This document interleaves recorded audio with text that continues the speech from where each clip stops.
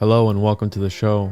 If you're enjoying it and want an ad-free experience, consider signing up for the Patreon, patreon.com/the101podcast. Get early access and exclusive content on there as well for less than the cost of a cup of coffee. Links to ways of supporting the show are in the description. Thank you so much for listening and enjoy this episode.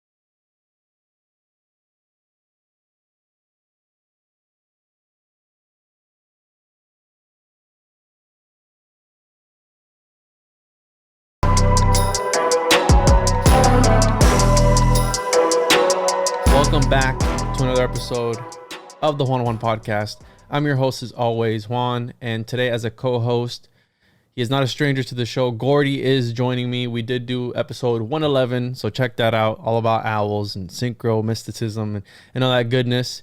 And today we are joined by Mike Clelland, and I've been saying your name wrong all these. I've mentioned you a few times, and I've always said Cleland, but it's Clelland. So welcome to the show, Mike. How are you doing tonight? Great. I'm happy to be here. Thank you. And for those that don't know about you, where can they find your work? Where can they find your books? Do you have a website? Are you still running the podcast at all? You know, I have a website, and I have kind of a umbrella website that you can get to some other sites too. So if you just MikeClelland.com, and just so you know, everyone pronounces it wrong. So no big deal. I don't even, doesn't bother me in the slightest. But you can go to MikeClelland.com, all one word. And if you can't remember that, you can type in Google UFOs owls, and I'm the first thing that comes up, and I'm about the next 25 things under that. And then and it'll take you right to my homepage. And then I was doing a podcast. I did a podcast. I realized it was 13 years ago when I did my first episode, which I can't even fit in my brain. And that was kind of early on in the era of podcasting. I wasn't like at the ground floor, but I was pretty close. And I did that podcast for about 5 or 6 years.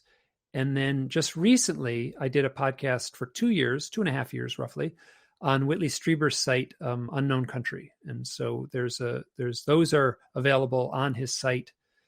And then the ones are all archived. And you can go, it's called Hidden Experience, my podcast from ages ago.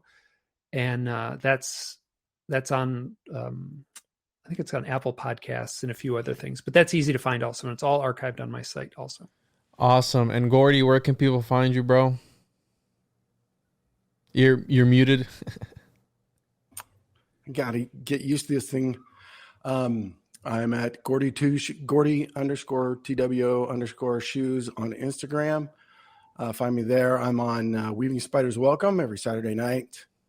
And you'll find me popping in on shows like Juan's and everybody else. But yeah, I'm also the owl guy, Mike.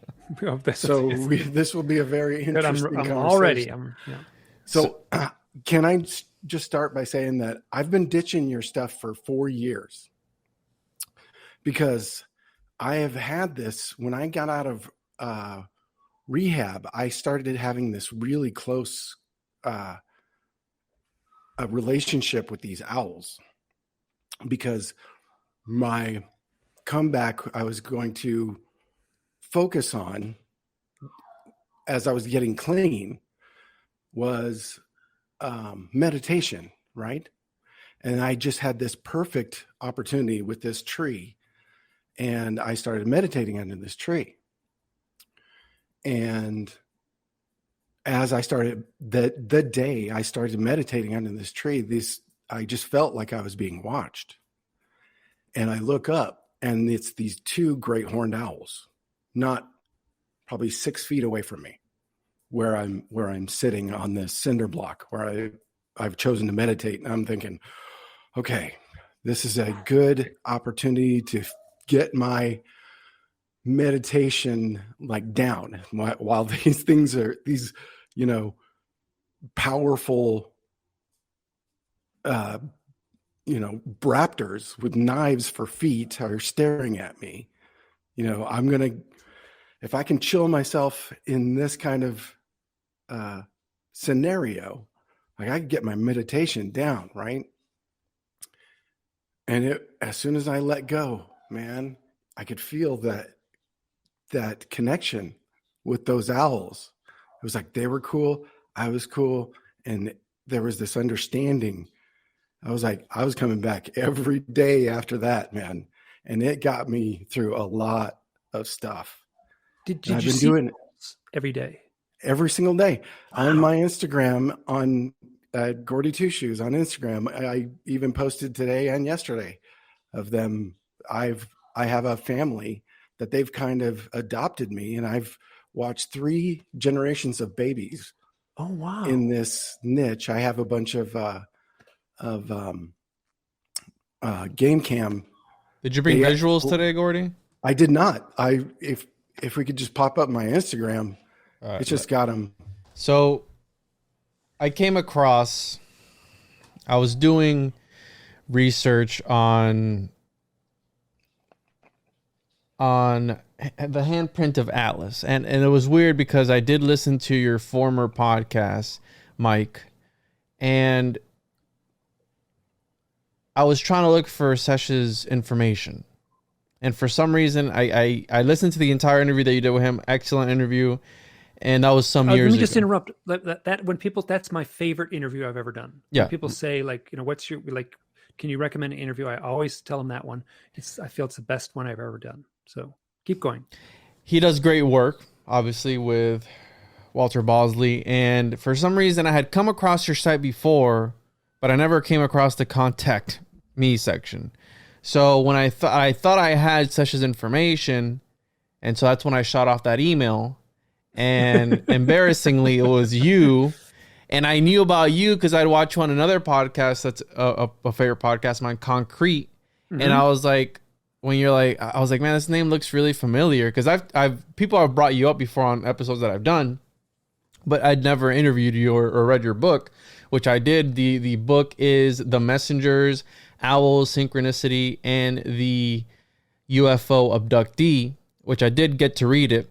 And embarrassingly, when you wrote back, you're like, oh, hey, that's Sesh's work, but you like my work. And I was like, wait, who are you? And you're like, I'm Mike Clelland. I'm like, and then I looked you up and I'm like, oh, that's who you are. And that's when we were going back and forth. So I kind of stumbled across you. And then when I set that up, I was like, hey, you want to come on the show then? I mean, we're already here, right? You already wrote back to me. Do you want to come on the show? And then when I set that up, I immediately hit Gordy up because he's the owl guy. And he hadn't read your work. He's like, no, I'm avoiding that because I don't want it to ruin the owl experience for me, which I respect it. And then he finally read the book. So as I was thinking last week, I was sitting outside and I was smoking a cigar, just hanging out, relaxing with the family because we got the backyard paved out and we got some outside furniture. And my son is out there, my wife is out there, and I'm just sitting, smoking a cigar. And I'm thinking, it was the day after New Year's. And I'm thinking in my head, I go, okay, hey, next week, I'm going to be interviewing the owl guy. And I told my wife, I was like, I'm going to be interviewing this guy that's known for, the owls and aliens. And she's not into any of this stuff. So she doesn't really care. And I was thinking about that because every now and again, and I've told Gordy before, there's owls that hang out in my backyard, and I only hear them like every so often, not always, but I'll hear them hooing sometimes, right? I'll hear them calling out or whatever it is. And as I'm thinking about that, just hanging out, my son looks up into the sky and he goes, "Hey, what is that?" And we see this orange orb, like transparent orb. My wife goes, "Oh, we all three saw it. I saw it. It's the first time I ever saw a UFO. Like the first time I ever saw one." I'm like, she goes, "Oh, it's a drone." I go, "It's not making any noise and it's moving. It's zipping across the sky." My son goes, "Hey, look, what is that?" And I go, what is that?" Because it was like a transparent ball just zipping across the sky. And we all saw it together. But he spotted it. And at that moment, I was thinking about this interview that we're going to be doing today. And I was also thinking about my friend Mario from Symbolic Studies, how he has night vision goggles, and how he tells me that there's crazy stuff up in the sky that we're not able to see because we're not able to detect it. And as all that's going on in my mind, boom, a UFO just shows up out of nowhere. It was the craziest thing because, again, I'm a skeptic, right? I'd never seen anything like that before. We live near an airport, so the first thing, the rational Occam's razor, okay, well, it's a balloon. It's right after New Year's. It's a balloon. There was fireworks still going off because people were setting off fireworks. No, it wasn't. You could clearly tell it was something. And it kind of sort of felt organic for some weird reason. And again, I don't know if it's because I had just finished watching the movie Nope, like a week or two before that, where they're showing this organic UFO that's like a sort of animal. But it felt like a sort of jellyfish because it was transparent and it was orange. It was almost like you ever seen those balls that you throw up onto your ceiling and they fall down and they light up? I don't know if you guys have seen those ads on social media. Anyways, I've bought my son these little balls that they light up and you're able to throw them up they glow in the dark. You're able to throw them up on the roof and they fall down by themselves. It's like a therapeutic type of thing. So they're real sticky. And it reminded me of that because one of them was transparent, but it had like an orange tint to it. And it was that zipping across, totally silent, zipping across the sky. And I was just blown away because I'd never seen anything like that. And my wife has a video, and I recorded my son's reaction right after the fact about because I didn't have time to take out my phone, and people are like, "Oh, did you get a video?" I'm like, "No, I didn't, because I didn't have time to react. It was moving pretty quickly." But I did get my son's reaction after that, and my wife caught a video of me just sitting like this for the rest of the night. I was just like looking up, trying to spot another one because I wanted to see it. I wanted to see something else. And it all started with me thinking about this exact episode right now, where we're at right now. And I saw my first UFO ever. So that's my UFO story. And I'm glad that my wife and my son were both there to see it because I know I'm not crazy. I know what I saw. Well, we don't know what we saw, and that's the problem, that we don't know what we saw. So here we are. What do you think, Mike? You're muted. I think you're muted, Mike. Okay, so what you just shared is very common. Like I have been keeping track of these things, and I've written about it in the book, like where people will be talking. So here's a woman, a friend of mine, very close friend of mine. She edited my books. She's her name is Suzanne Chancellor, and she's had experiences. And she was at her house in Rhode Island, and she heard an owl out the window. And she was like, "I'm going to record this from Mike. I want to get this recording of this owl for Mike." So she has her cell phone or her smartphone, and she puts that on record. And it's just at dusk, and she's kind of walking to this tree. It's actually it's a neighbor's yard technically, but she walks there. It's right on overlaps her yard. And so holds the phone so she can get the audio. And as she walks towards the tree, hearing the owl, it goes poof, and it lights up as an orange orb, a floating orange orb in the tree, and the hooting stops. So her full intention is to record the audio of an owl for me. and then an orange orb appears. I got a few stories essentially exactly like that. So what you just shared is part of a pattern, and I don't know what to make of it. I got another one too, Mike. Keep going. I've got one too. Yeah, keep going. Gordy, I don't know if you have puppies in the background. If you could mute. I'm sorry, man. Yeah, you're good. So I don't have to go in later and edit it all out because it's all good. But on my website, on my Ko-Fi, I sell some merch, right? I have my comic book. I have a journal that I publish with esoteric and occult topics. And then I have like a rolling tray for, the devil, the electric lettuce, right? And then I have these custom bookmarks that I make. And I sent Gordy one that I made, and I cut them out, designed it myself, and it was like a geometric pattern of an owl. And Gordy has one of the ones that I sent him because I had made it just to take pictures of it, to promote it, whatever. But I had never sold any until yesterday, the day before this episode. And I offer over 200 designs. They're SVG files that I run in my laser. I had never sold any. I sold my first one yesterday, right? And out of the 250 designs that I have that the lady was able to pick out for me to engrave for her, she picks out the fucking owl out of all the designs for me to do for her. So I sent her an email. I'm like, hey, which design do you want? She's like, oh, page 3, row 2D. I have this whole thing. And as I'm going to, I'm like, oh, of course, you had to pick the owl out of all the things. So the owls are following us around. And here we are. And that was just another synchronicity of the week. It's just a little cherry on top. So I don't know what they're trying to tell us, but I'm here for all of it. Yeah. Keep going. The synchronicity aspect of it is something, this is when they have the guys that saw the UFO on the Tic Tac thing on the Nimitz and the Air Force. And I just want people to ask, have you guys, the pilot or the radar guy or someone, do you have any odd owl experiences? And I don't know, I guess I know people, I could probably figure out a way to get a hold of them, but they're probably on Facebook or something. But, so this owl thing overlaps with synchronicity and psychic stuff, premonitions, life changes and stuff like that. So those are the questions I ask people, what was going on just before your event? I don't care if it's a UFO. I don't care if it's an owl. I don't care if it's a synchronicity. I try to weight each event all the same because each one of them, a powerful synchronicity is just as mysterious as a UFO, right? Or as a mystical owl sighting. It's one thing to see an owl in the forest way off in the distance. It's another to have a highly charged experience with an owl that coincides with the synchronicity or stuff. All of these things, I use the term magic a lot, and I know it must drive kind of materialistic nuts and bolts researchers crazy, but it's the right word.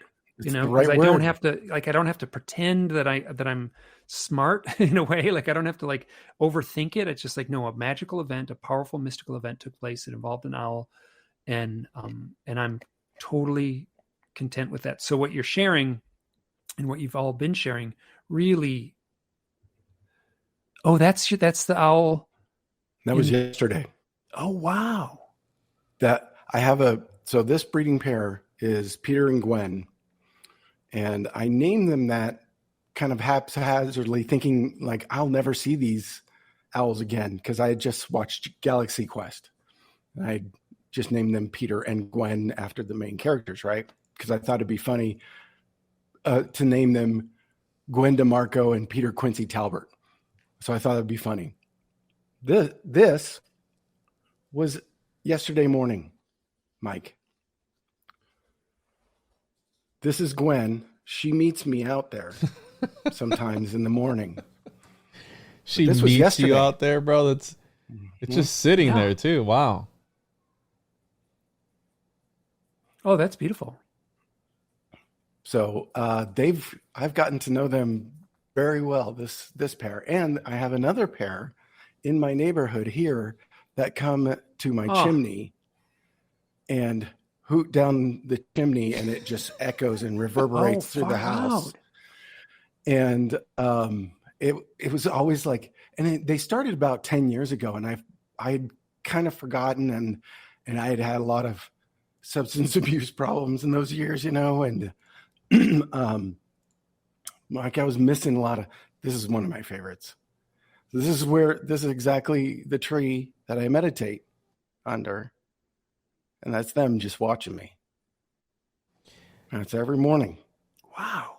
For how long? 4 years. Wow. Off and on. They left. And that's them right there. If you can you pull up the sound? Can you do the sound on that? Yeah, I have to reshare my screen, I think. Let me do it again. Are they hooting on that? What's the technical term for that? Is it hooting? Yeah, they're calling. So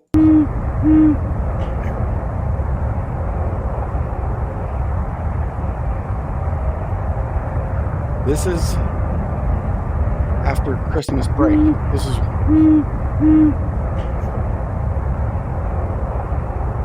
That's a different type. It's not like the regular, like, hoo-hoo, like there's, well, I mean, I don't know if that's Hollywood that makes them sound like really hollow. You know what I'm saying? Like it's really. The great horned owls have a bunch of different calls, so that they can do that hoot hoot, and they can also do the real beautiful. That's when the real beautiful baritone kind of haunted house sound effect is the great horned owl usually. Okay. Yeah, this is. So they have they make squeaky squawks. They sound like ducks sometimes. So they make a bunch of different noises. Yeah. Wow. And so I was reading your book. I mean, this topic is, you even related to Crowley and and Lamb, and how you're able to see an owl within the head of it, and also the one that tripped me out was the hospice cat that you talk about in the book as well. The cat that goes around and it lingers around, but it only stays on people who have a few hours to live. And the idea that animals have this sixth sense, if you will, where they're able to tell by either looking into another parallel reality, or if they're able to see the person's aura fading away or something about animals, because we know that animals, they migrate. They sense if it's a magnetic field, if it is something about whatever it is, we know that they have some sort of extra perceptions. And the owl, especially, can you talk a little bit about the whole owl? Because my whole thing, Mike, and help me understand, because we're talking about the UFOs, and I know there's the difference between the UFO experiencer, abductee, and then there's another one. There's one more, right? The one that accepts the experience, the one that's apprehensive. Contactee is usually the term that's used for folks that feel they've been chosen, or that they're delivering a message, or their family. It's usually contactee.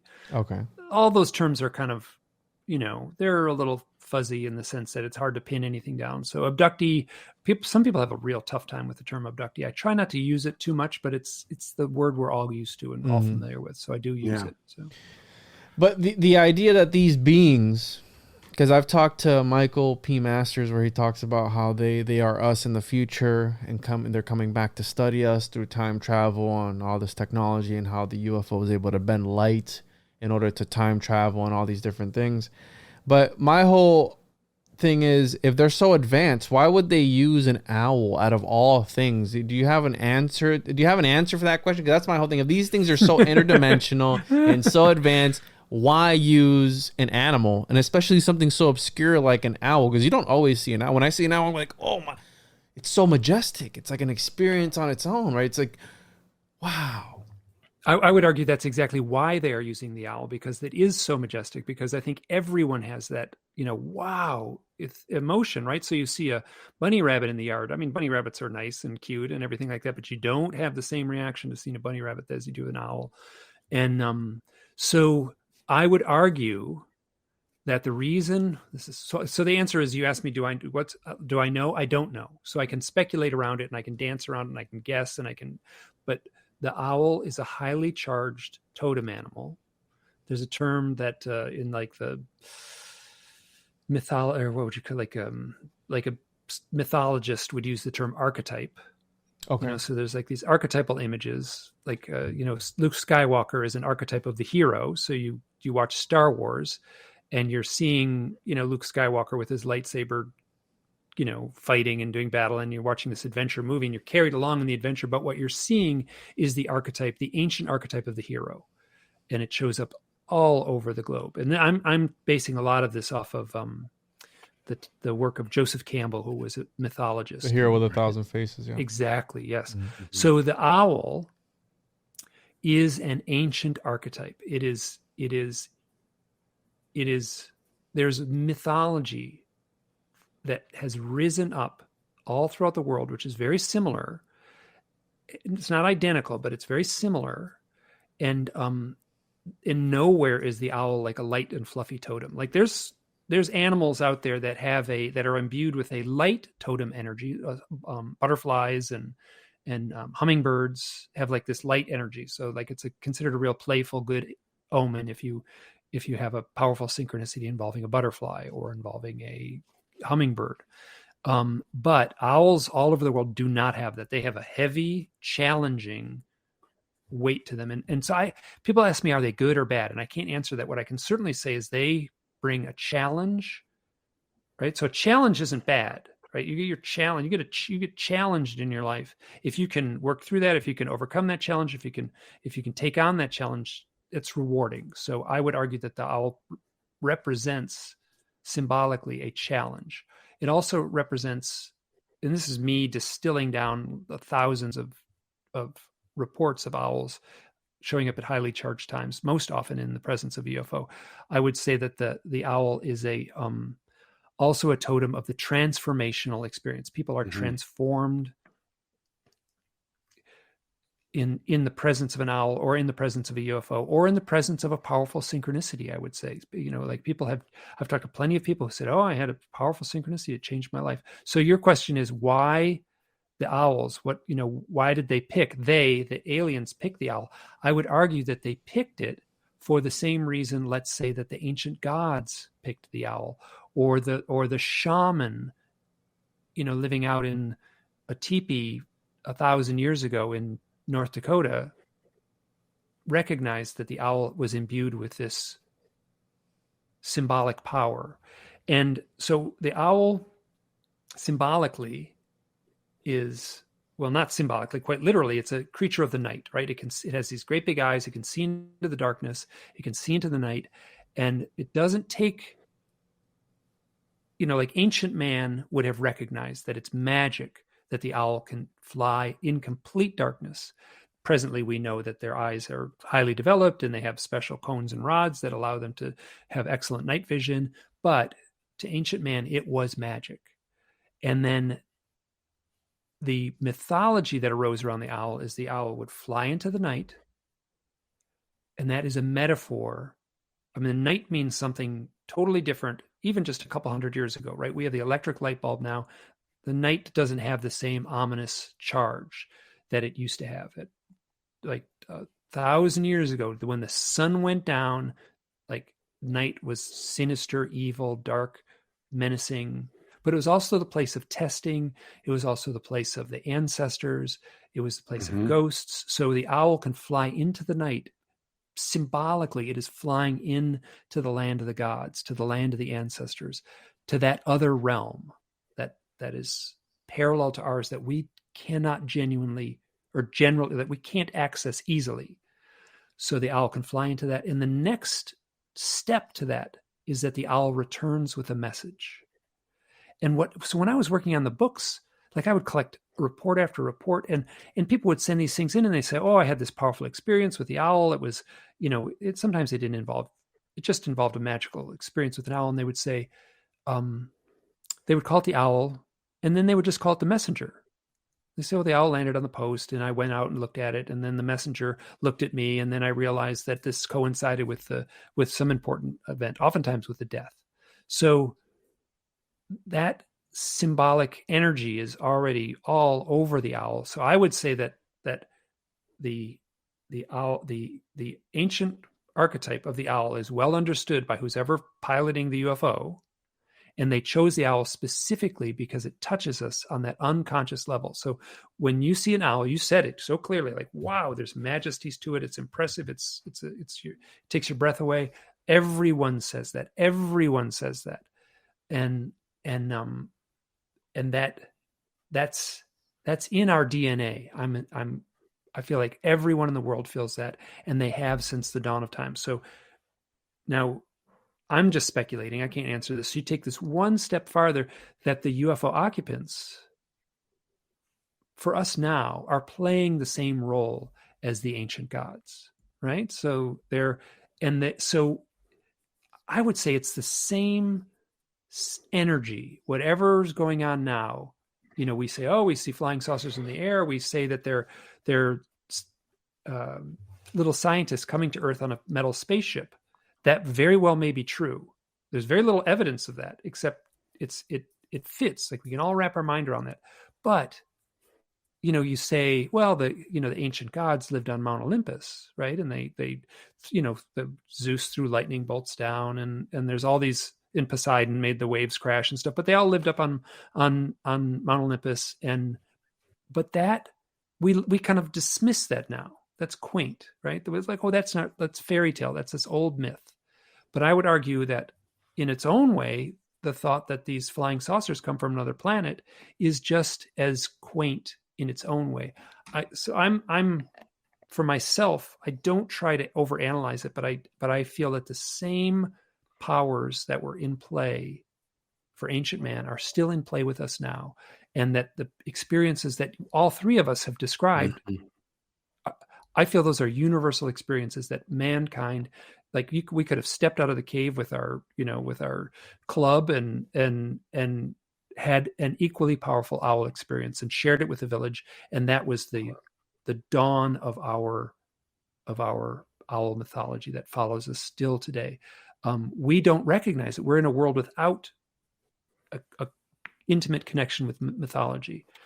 Someone in the jungles of Brazil, someone in the plains of North Dakota, in a tribal setting, in a setting where these stories are handed down from generation after generation, would have a better working knowledge of why the owl is here. So we are adrift a little bit in our Western society. We don't have that same connection to the ancient myths. But that's how I'm seeing it now, is that this is just another ancient myth. It's got a different costume. The same events are taking place. Agreed. Man, I can't tell you how much it's opened my... Okay, so this could be part of a much longer or larger conversation, but the reason why I kind of feel like I was ditching your stuff, because when I'd started sharing my owl photos on Facebook, I had gotten a couple of weird, people were thinking, we're in the circles that I was sharing them in, there were people like seeing that as like an alien kind of thing, because we had been talking about that, and like I'm sure Whitley had come up, because I'm sure that's where I had heard you before, was probably on Dreamland. And I had UFO sightings like since I was young, and but I didn't want my experience with the owls, because I recognize immediately it's a very special experience. I didn't want any of the UFO tint or alien ET tint to it. I wanted to experience it for what it was, and like I didn't want to compartmentalize, but I wanted to get to the truth of what my experience was, because I have, I don't know where to start, man. I have implants. I worked I worked for military contracting for many years. But I associate the implants with that. I did not, because I have kind of found a paper trail that kind of shows that evidence to that effect anyway. But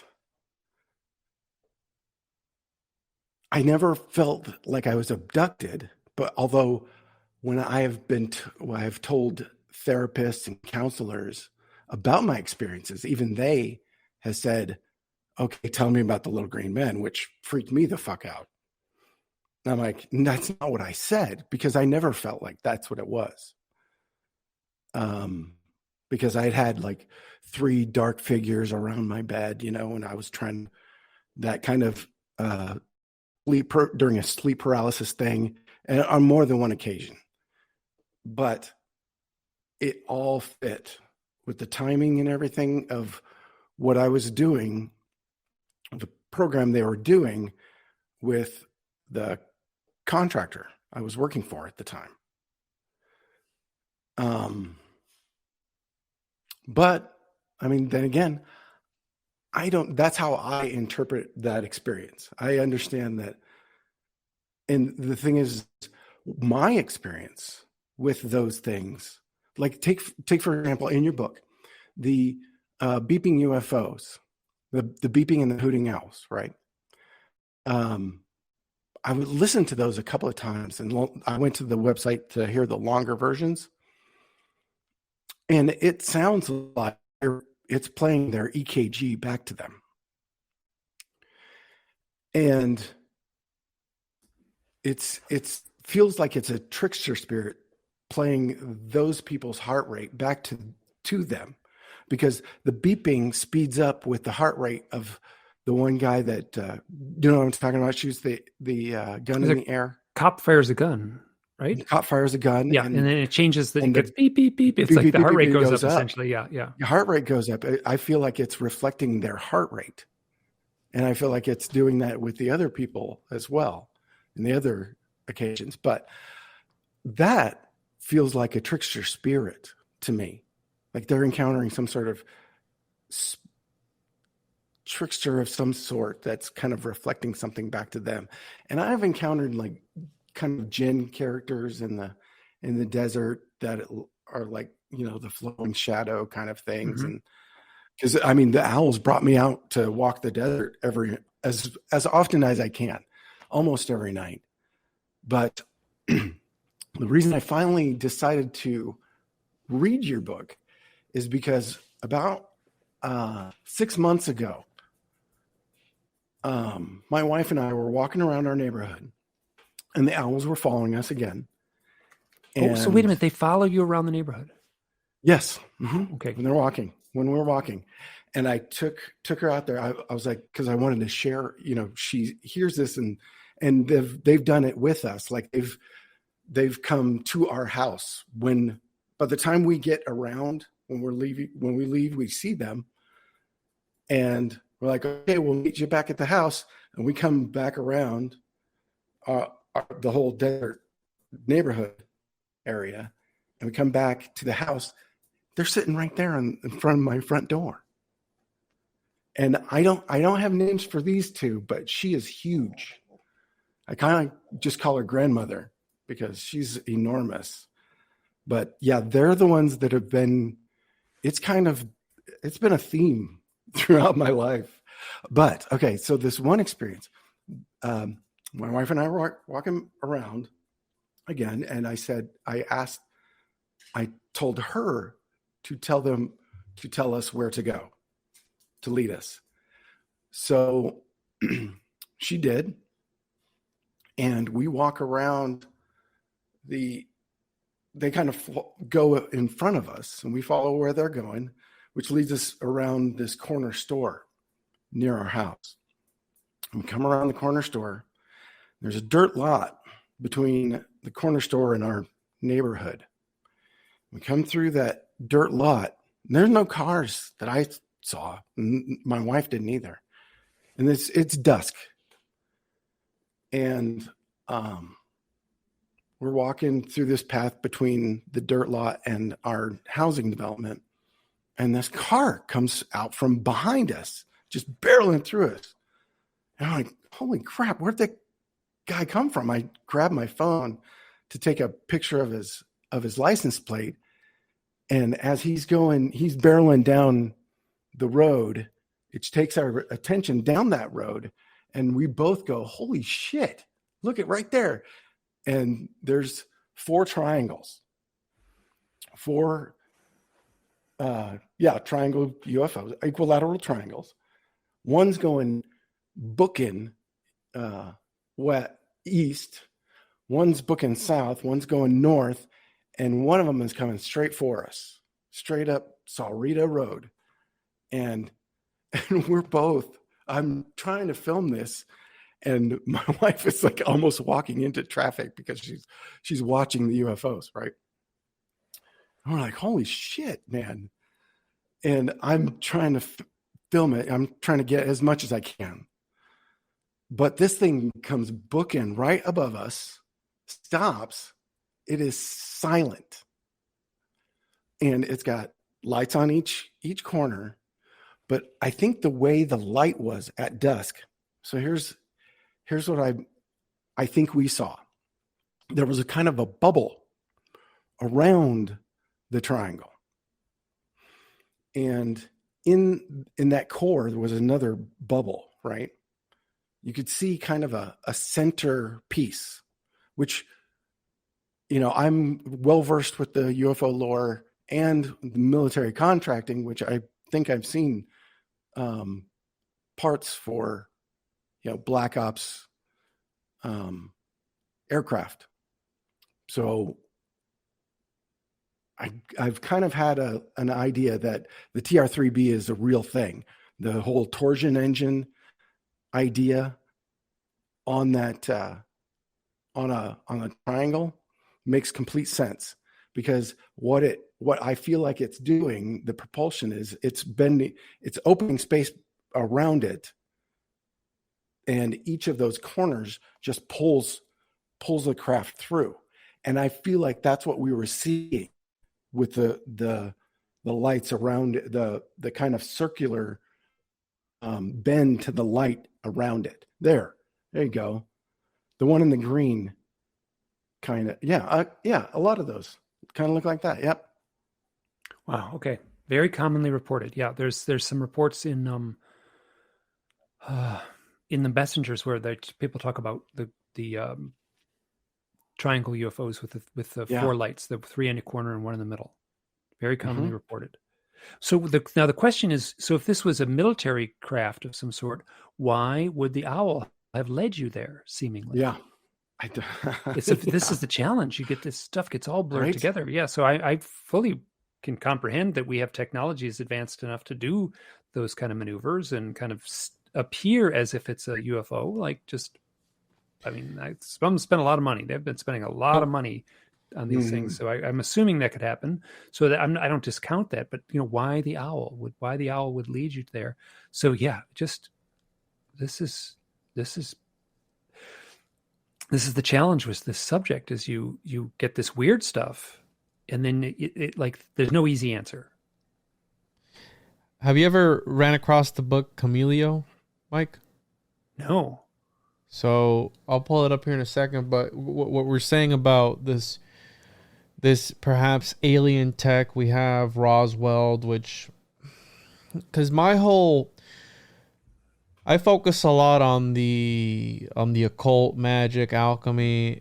I don't really dive too much into cryptids as much as I would like to. With this new year, I do want to start branching out to the paranormal and whatnot. But I think that, for example, Roswell,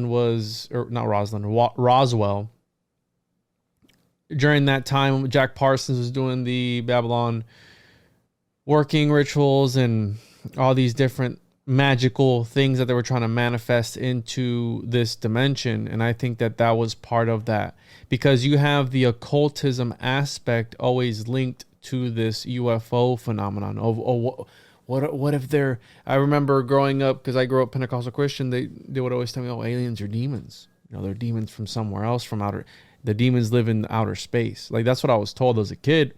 So I've always linked the UFO phenomena with this demonic type of view to it, because that's how I was raised. But one of the things that trips me out is that, for example, the new Avatar movie that came out, and I'm an Avatar fan. But Cameron, the director of that movie, the reason that he took so long for it to come out was because he didn't have the technology for it. Wait, what? So what are you hinting at? Because I've had somebody tell me before that they come out with these movies where they use this unique technology for whatever movie it is, but it's actually that they're testing out this I don't want to say alien tech, but this interdimensional tech or whatever it is. They're using it for these movies, and they just say, "Oh, well, you know, we made it for the movie." Well, did you, or are you just testing it out? And you're saying it was made for the movie, right? And I think of Cameron because he's the one that's been at the bottom of the Mariana Trench, and he's done all these underwater shots, and he's the one that invented that technology to be able to do that. That's very specific. So the Camilio book, which I'll pull it up here in a second, the Camilio, A Strange But True Story of Invisible Spies, Heroin Addiction, and Homeland Security. It's by Robert I have heard of this. A. Guffey. And yeah, well, if you've heard about it, well, it's a friend of mine who is involved at Skinwalker Ranch. He's the one that told me about it, and pretty much hinting at this whole thing that the government is testing out technology out there, and hey, just chalk it up to the Skinwalker. Just blame it on the indigenous beliefs. So it's a spirit, it's a spooky spirit that's out there. Don't go out there, don't dig. You know, we're gonna put it in this History Channel show, whatever it is. Don't dig out there because you get cancer, you get radiation poisoning. But in actuality, it's the government. But then I turn around and go, why out of all the fucking places that place? Why can't they just test that out in the middle of the Pacific Ocean or something without having to bother anybody? It's so specific to these certain areas, right? Because I'm in Florida. I mean, it's a hot spot for UFO sightings. The first time I ever saw a UFO was the other day when the story that I told you guys, that I can say, hey, I don't know what that was. And I know I saw something, but I can't tell you exactly what it was, but it was weird. And it looked like a ball that was just flying through the air. It wasn't a drone because you could hear the fans on a drone. You could hear a drone. Mm-hmm. And it was just close enough to where I could see it. And it was just lit enough to where I could, and it was zipping right across the sky. Boom. So if the government is so powerful and omnipresent, because that's how they seem like that they can be multiple places at once, why would they waste their time testing it on just regular people, right? Like random people almost. Is it because maybe they won't be taken seriously? Is it because when you hear these crazy stories, and I'm a skeptic, when you hear all these crazy stories, it's like, who's going to believe you? And that's why I was so happy that my wife and my son were there. Mm-hmm. My son's only 4 years old, but still my wife, she's a grown ass woman. She saw it too. And I can confirm with her, like, do you know what we saw? Well, we don't know what we saw, but we saw something. You know what I mean? So I'm like conflicted in this area of like, why would they waste their time testing it in plain sight? Is it meant to be for the disclosure? How do you feel about the disclosure in this post-disclosure world, Mike? Do you think that they're actually doing something, or do you think it's part of this other conspiracy agenda that they're going to use this technology for Project Bluebeam, and they're going to project gods in the sky that are going to trick everybody and show them that religion is not what they seem, not what they were led on to believe? And there's going to be this, what was it, Reagan? If there wasn't an alien threat, that we could all come together and it would bring us all together. What are your thoughts on that? Because I feel like there's, well, within the community at least, they talk about psyops and all these other things. And I just like to think outside the box of like, why would they waste their time with just regular people? Why not go elsewhere or test it on their own facilities? And like Area 51, everybody knows all the aliens are there. Why would they keep all the aliens there if everybody knows they're, you know what I'm saying? Like, if everybody knows they're there, why wouldn't they have some hidden base somewhere in some mountain in the middle of nowhere that nobody knows about, if it's that secret? Am I making any sense? Oh yeah. All these are good questions. Yeah. So as far as like why the disclosure event in the movement, yeah, like, wow, this is a slippery slope. Everyone's got an opinion. And I don't, this is not my first line of thought. This is like, I almost am content. Like, basically, I'm glad I'm doing the owl stuff and the weird stuff and the paranormal stuff and the synchronicity stuff, because I don't have to worry about, I can just, my plate is full. I don't have to get bogged down with the disclosure stuff. But, and this is just my very strong sense, a few things, like, we're in the last 20 years, 15 years of YouTube and the internet, and like, I think it was embarrassing that there's such a wealth of information out there, such a wealth of photographs. Some of them are sloppy and some of them are fake, but not all of them. And it would be like essentially embarrassing for them to keep on saying, no, there's no such thing. When statistically, I don't know what the numbers are. I mean, it used to be around 65 and then it turned to 75. But I mean, there's basically just been this trend of it going up, where people believe in whether it's extraterrestrial life or UFOs, what that might mean. My ideas about it are kind of esoteric, but that sort of mainstream idea that UFOs are here visiting us is well accepted by the majority of people. So it was inevitable that they would have to, like, if that goes up and up and up, it's inevitable that they have to come clean in some way. And I think what they are doing, and Walter Bosley can speak well to this, is that they are focusing. Wish you would come on the show, Walter. Answer my DMs, bro. So there's a he's hard to get a hold of. So there's a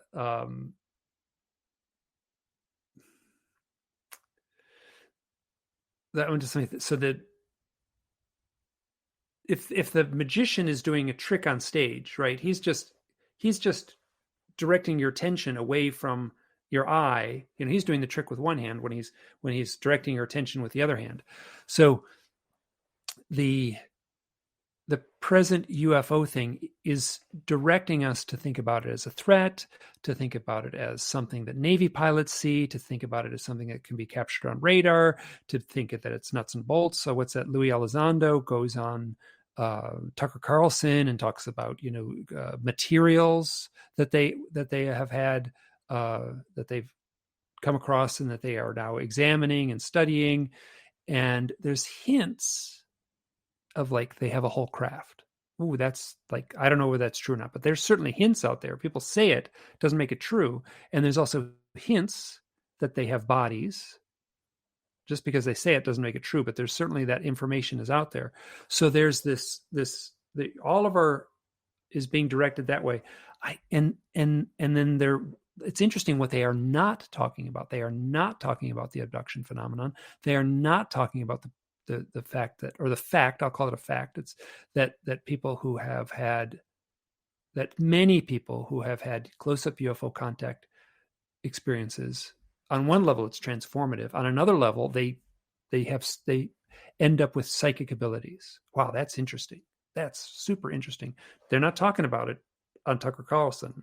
They're not talking about that stuff in the mainstream of the disclosure movement. So my sense is they are distracting us to keep us looking over there while something else is going on over here. And beyond that, I have, like, who knows what the decision was made and why. And I suspect you could look at it any number of ways, but that's my sense. Because we're talking, because I had Jay Widener on this week, and the whole Corey Good thing with how the secret space program, he was abducted, and they did all this stuff, and they took him to the moon to sign some paperwork. I'm like, why would they waste it? Why couldn't you just go down the street and sign the paperwork? Yeah. You know what I'm saying? Like that whole thing where... Ooh, it smelled bad, yeah. Yeah, where it's like, it's obvious that he's doing it for either publicity, and that's fine, because this is why it's like a weird thing for me, because I talk about magic, which is also this, it's all about phenomenology, right? Where it's like, it's real to you. Whatever you experience is real. The experience is yours, and I can't take that away from you, but it's also how are you able to discern who is actually full of shit and who's not? Because we can all agree that everybody knows that there is something happening. There is something out there. I think I saw a video this week where it was these news reporters. I've had people send me videos of the live stream feed of the White House, and there's UFOs in the background, like zipping around, these orbs of light. And it's not like a bug where you can tell. It's like these distinct orbs of light, and I have people sending me screenshots of it and like videos. But I'm like, they see this feed too. Don't they see that there? Or are they planting, how you're saying, are they planting it there to plant this idea? Mm-hmm. Go ahead, Gordy. Yeah. Okay. So this is, here we go. Okay. So Mike, you've been in the UFO game for a long time, right? This is how you got into it, kind of the UFO thing, and then the owls showed them to you, or how did this happen for you? You've seen alien grays, right, Mike? I had childhood experiences. You were a kid, right?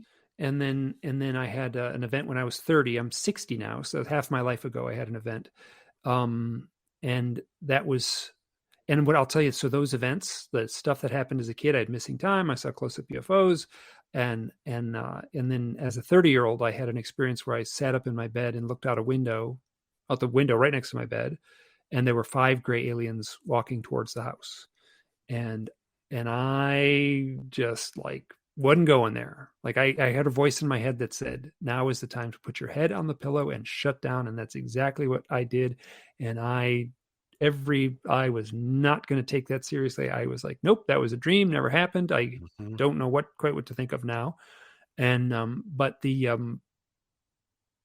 and then it wasn't until 2006, really, that I had a powerful set of owl experiences. So I had that foundation of these UFO things. So I kind of was like, and I was reading UFO books, and I knew like what the implication was, but I was not going there. I was no way. I was like, I was in full denial, not going there. Okay. And then I saw the owls. Okay. I had a powerful experience in the mountains of Wyoming with a woman named Kristen, and we saw 3 owls, and we went camping 4 nights later, and again we saw 3 owls, and it was so mystical. It was so mystical, and it was that event of seeing owls. These are real owls. I got no doubt about it. If we had a camera, they were 11 inches tall. They were cute. They flew around. They flew right close to us.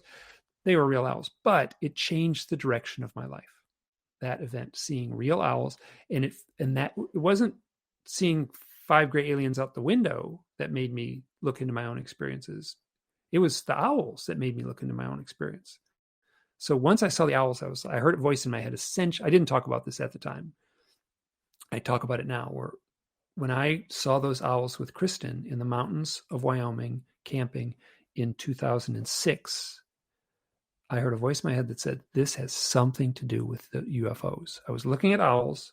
I had a voice in my head that said, this has something to do with UFOs. You were following an owl. It led you to a UFO. You were thinking about your program with UFOs, and you saw, or your owl program, and you saw UFOs. So there's this thing where they overlap.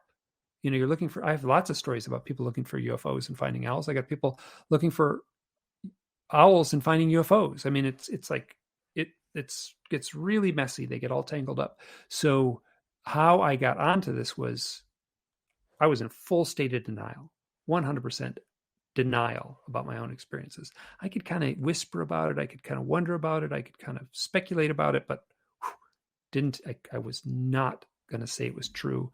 And that all changed with the owls in 2006. I started obsessively researching the owl stuff.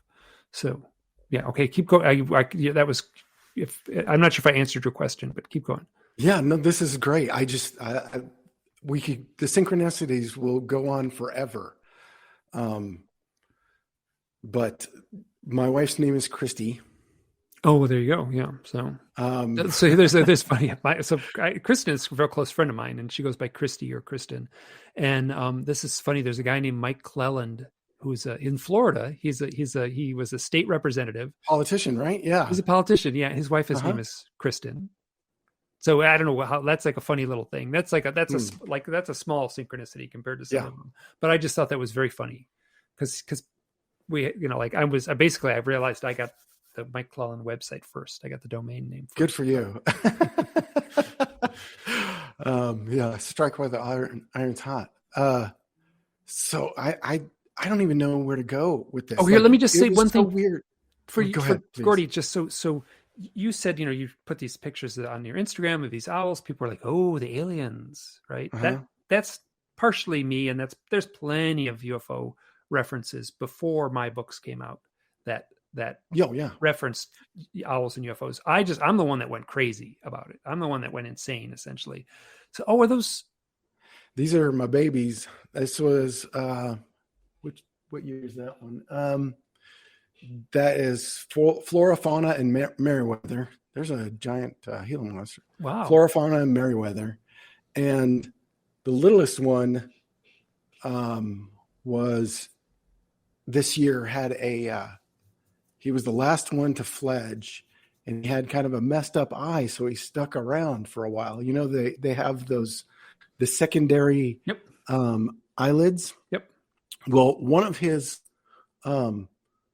got stuck when he was a baby, and when he was still like getting his feathers and stuff. So he stuck around. And that might be him. I'm not sure, but yeah, these are. Shout out to this guy. Look, 10 weeks ago, just heard you on One-on-One. Great stuff. I love owls. I'll be checking out your stuff. Shout out to Shu and Spike too. Right on. Wow, that's awesome. I'm glad you saw that. So you had been, so people were saying, the owls on your Instagram page, like UFOs. And then, so I would argue that, so I'm like, I'm not clinging to the owl thing, right? I'm trying to loosen my grip on the UFO thing and take a step back and say that, the term I use is highly charged human event. Like, I think that the owls are connected to a highly charged human event or human events. And those would be, I should be able to list them off the top of my head. UFOs is one. That's a highly charged UFO event, right? You see a UFO, it changes your life, right? So you see something in the sky that everyone says cannot exist. You see it and realize, no, I know what I saw with my own eyes. And then people are often changed, right? So everyone tells me reality is one way. I have direct confirmation from what I saw that reality is somehow richer and deeper. Death, lots of owls and death stories. Lots of stories of owls when people take mushrooms, strangely enough. And then shamanic initiation. So people who are studying shamanism or apprenticing to be a shaman or are chosen by the village to be the next shaman, this is well understood within the community of shamans that owls show up around the time of initiation. There's a book called Passport to the Cosmos by Dr. John Mack. And he talks extensively about owls. Well, he talks extensively about shamanism and its connection to the symbolic events of an initiation, and then owls play a role in that, as well as and then there was one more, meditation. I got lots of stories about owls and meditation, lots of them, and dreams. So we got these highly charged events: dreams, meditation, shamanic initiation, death. Like that's the ultimate transformational event. And I might have missed one, but I think that's all of them. And so I'm saying that UFOs are just another highly charged human event. And the owls are how awesome. Is that in your chimney? This is the nest that's right next to that tree. And put a trail cam. It's right essentially under where I park. It's right next to where I park my car. And so here's the fledging. There it goes. Now, what's interesting, watch this. This is Merriweather. He was the last one to fledge. And he has this emotional reaction. His feathers frickle, like kind of frill. Then he gets upset. Watch when, how an owl will clack. And then they poof up when they're either threatened, but he's also upset. Like that he's the last one. And the craziest part about these owl pictures is that they're looking directly at you. They're acknowledging. They lock eyes on you. Wow, is it powerful? Oh yeah, absolutely. And speaking of shamanism, Mike, when I also started sharing these experiences with them, somebody on one of my chats, and it wasn't on Facebook, it wasn't on Instagram, it was on Facebook, and somebody said that exact same thing. They said, "Do you think you're going through a shamanic initiation?" And I'm like, "What?" Well understood. It's well understood within the community of shamans. Yeah. So I'm like, that hit me like a ton of bricks, right? And it kind of freaked me out. So I had to go back and figure out who said it, right? Because the only person that I think I was talking to around that time that would be kind of onto that stuff would be Lindsay Sharman. And I asked her and she said no. And I was like, oh man. And so I went back and tried to find that comment again, and it wasn't there. I couldn't find it. But you have a memory of it being there. But I remember it. I never really would have put those words together, I think, before that. Yeah. So this shows up in the book, and I talk about this in the first book. So when I did my podcast for my initial podcast, which is called Hidden Experience, I would ask every person who came on the show, pretty much everyone, I would say, what's up with the owls?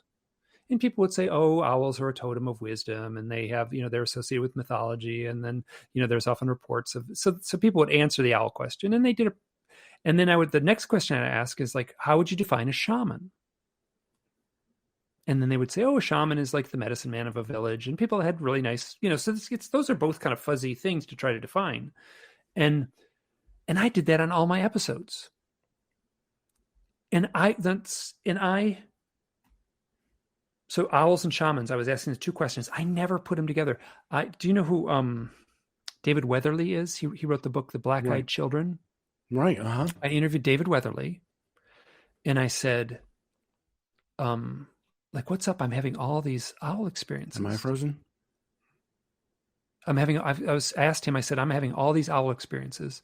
And David Weatherly admitted it afterwards that he's a shaman.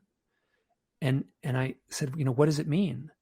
And he said, well, it sounds like you're following a shamanic path.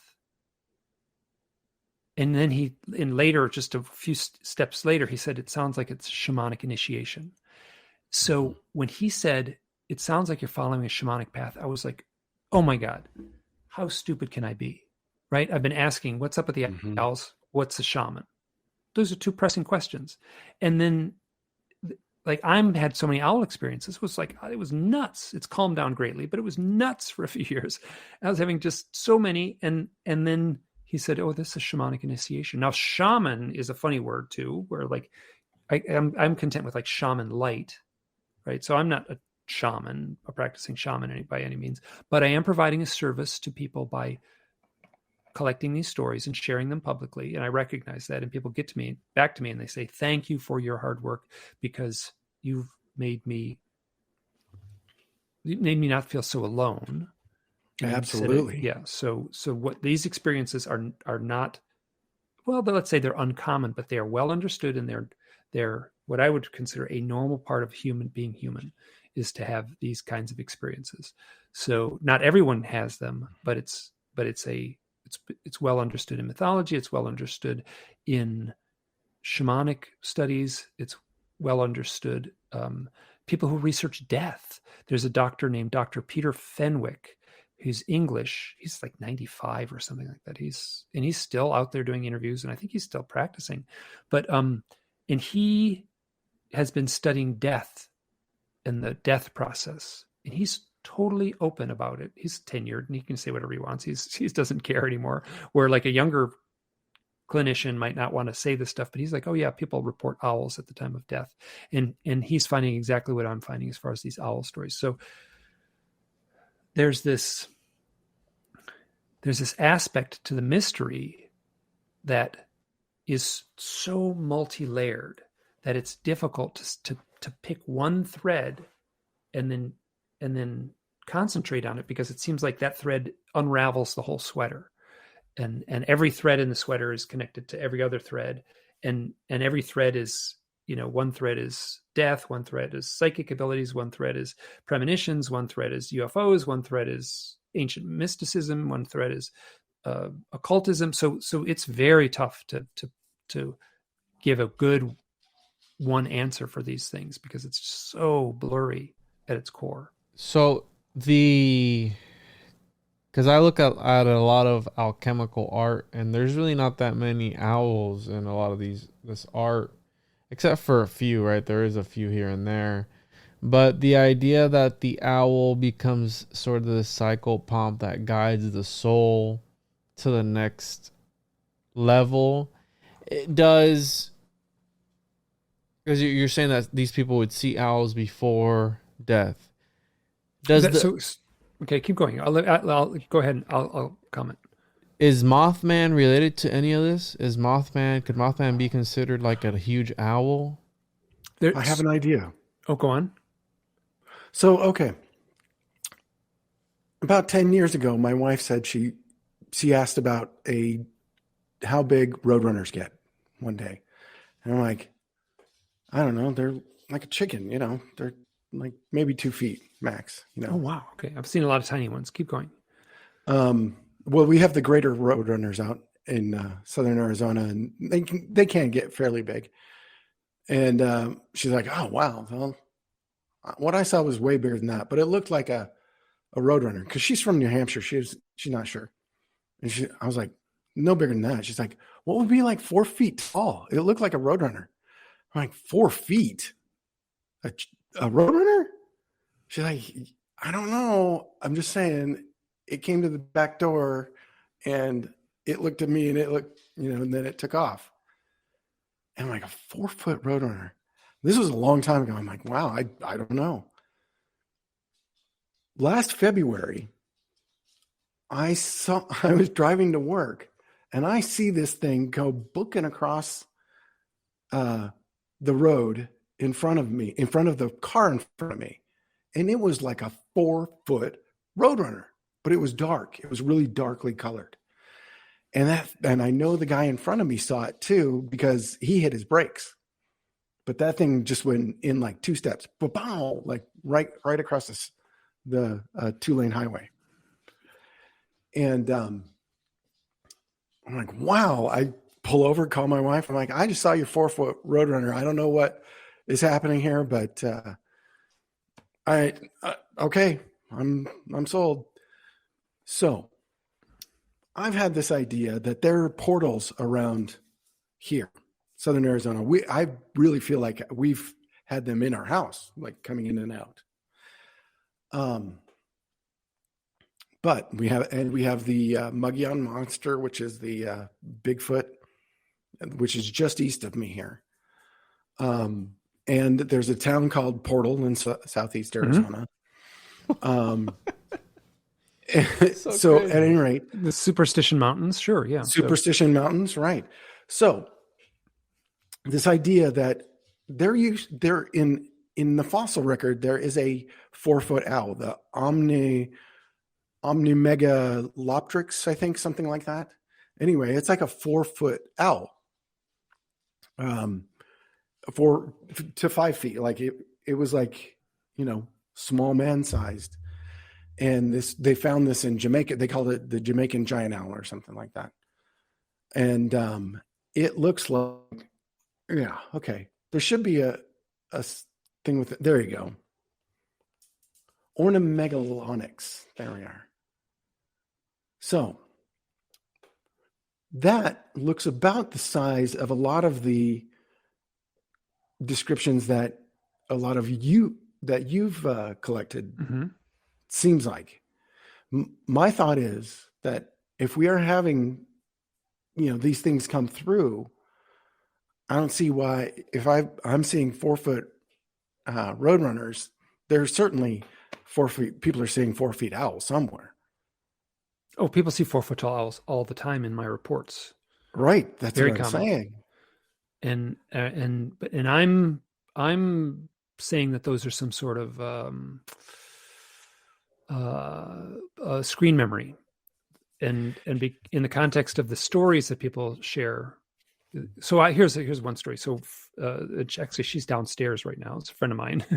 She has an experience where when she was a girl, she was working at a Girl Scout camp, and she was in the forest, and there was 2 camps, in the woods, and then there was like a little trail that went between them, and some people were camped over here, and some people were camped over there. So she was walking between the camps, and so she could hear the girls in the background, and it was full daylight. And she, at this point in her life, she had a lot of, that's the frogmouth owl. I think that's called. A frogmouth. Yeah, that's an Australian.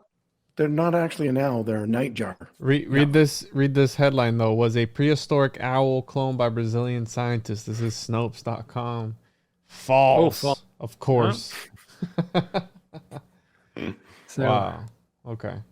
So so she's walking on the path, and she was at a point in her life where she knew she had contact experiences. She was well aware of her own contact experiences, but they'd always occurred at night. Full daylight, bright sunshine day. She's walking between these 2 camps. She turns a corner. There's a gray alien standing next to the trail. Classic skinny gray alien, bald head, 4 foot tall, big black eyes. And she says the chalky white skin was just like reflecting in the sunshine like a football helmet. And it looked at her, and she looked at it, and it kind of locked eyes, and she heard this kind of telepathic panic.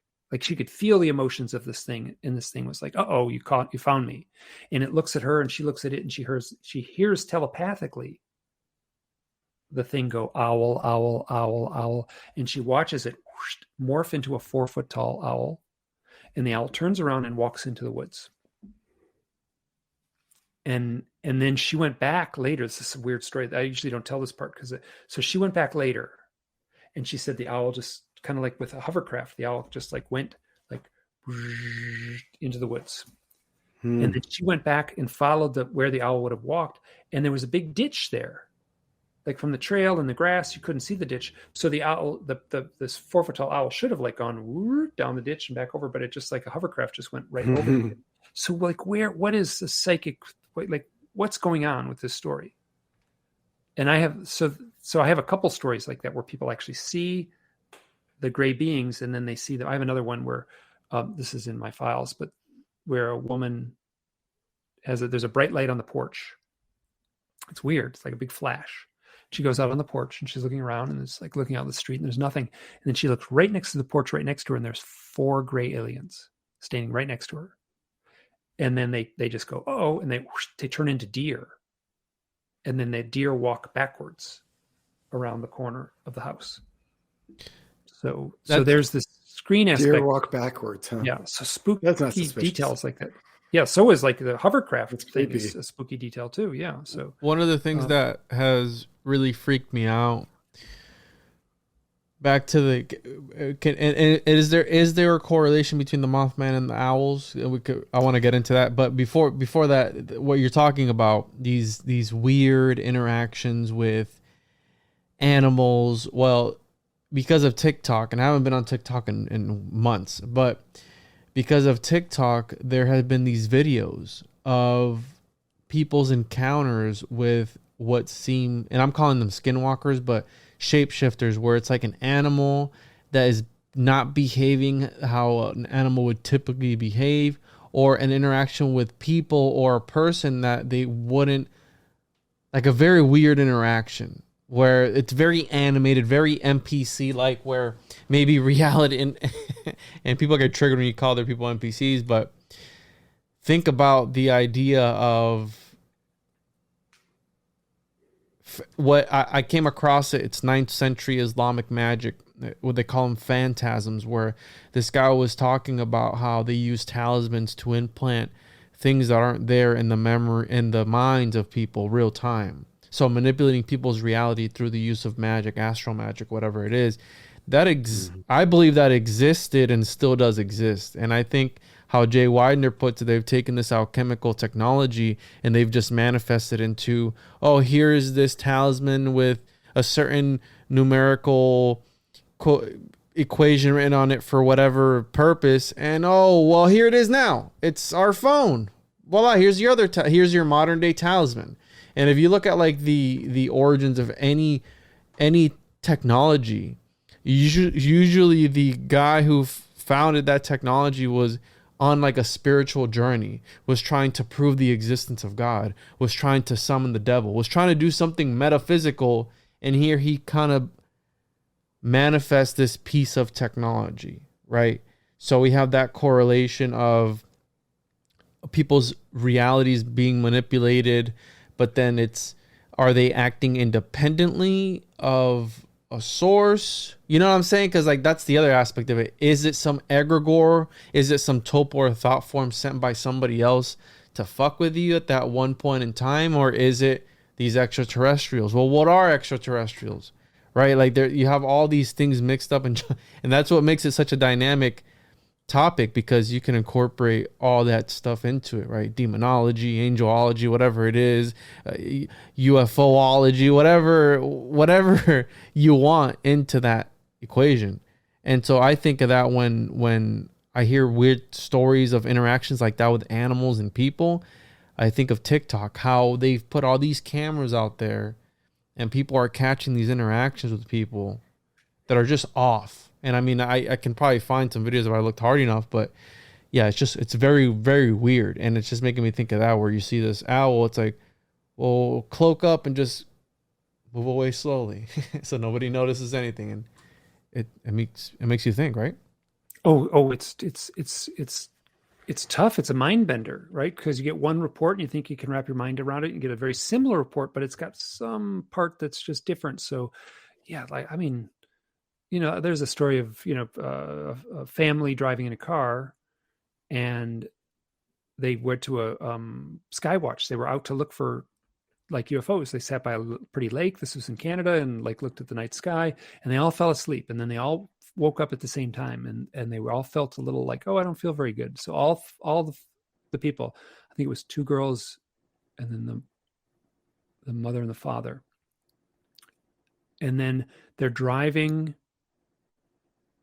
back on a country road all alone, and they turn a corner, and then the three people in the car, they turn a corner, and three people in the car start screaming, and the three people see a gray alien standing on the side of the road, and the driver says, what are you screaming for? They're like, that's a gray alien on the side of the road. There's an alien on the side of the road. And he said, that wasn't an alien. It's just an owl. So what happened there? You know, did they know to like give three people one vision and give one person a different vision? Yeah, this stuff gets very difficult to untangle. So I wonder, after reading your book this week, I was thinking about how I see this, because I've never had a gray alien encounter. Although I remember feeling like, because I was very led to, you know, go down the UFO thing even as a young man. And so I've heard all of the, you know, for years, especially with Whitley's stuff, like early on, he was mentioning owls and stuff. And for a long time, it was like, I had heard, I don't know if it was Whitley or somebody else, but they were almost emphatic that owls are aliens. Like when you have an encounter with an owl, that's an alien. And that's what mainly turned me off to that whole thing. So people have said that to me, like, your research is wrong. Like, well, I'm only collecting stories, and I feel like I'm. No, that's what I really appreciate you. Thank God that you're putting these together, because it was the weirdest thing, you know, somebody writing your life story. I've never met you, but so many things, except I don't believe that I've been abducted by aliens. And what are aliens anyway? Like, I feel like Alien and ET are like missing. There's a separation that I feel is purposeful, that's not reflective of the actual experience. Does that make sense? Oh, yeah, like, yeah, absolutely. ET, absolutely. Extraterrestrial, is a separation. Aliens is a separation. When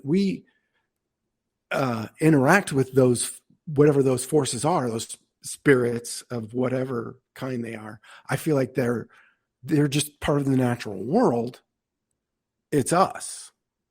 Mm-hmm. Mm-hmm. Boy, so just what you said, they're part of the natural world. It's us.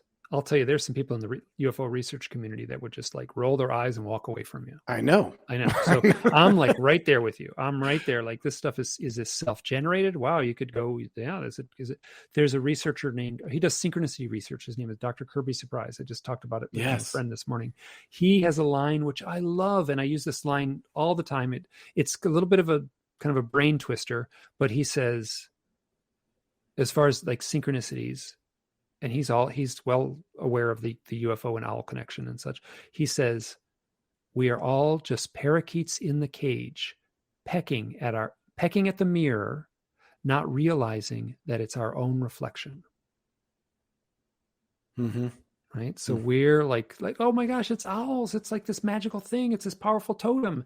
Like, somehow this synchronistic event is generated by us. Or I'm not saying that's true, but I'm saying that, like, wow, when you think of it that way, and you really have to be at peace with all the mystery to really think about it, like, some puzzle pieces click together, some don't. So I think that's a very fruitful way to think about things.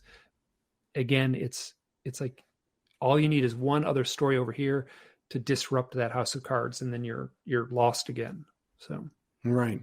Yeah. What's the wildest story, Mike, that you've published, that you haven't published, that really just blows your wig back? Like, that is mind blowing. So from all the things that you've received over the years, what's the one story that will forever be, maybe not your favorite, but the most mind blowing one? Can you tell us?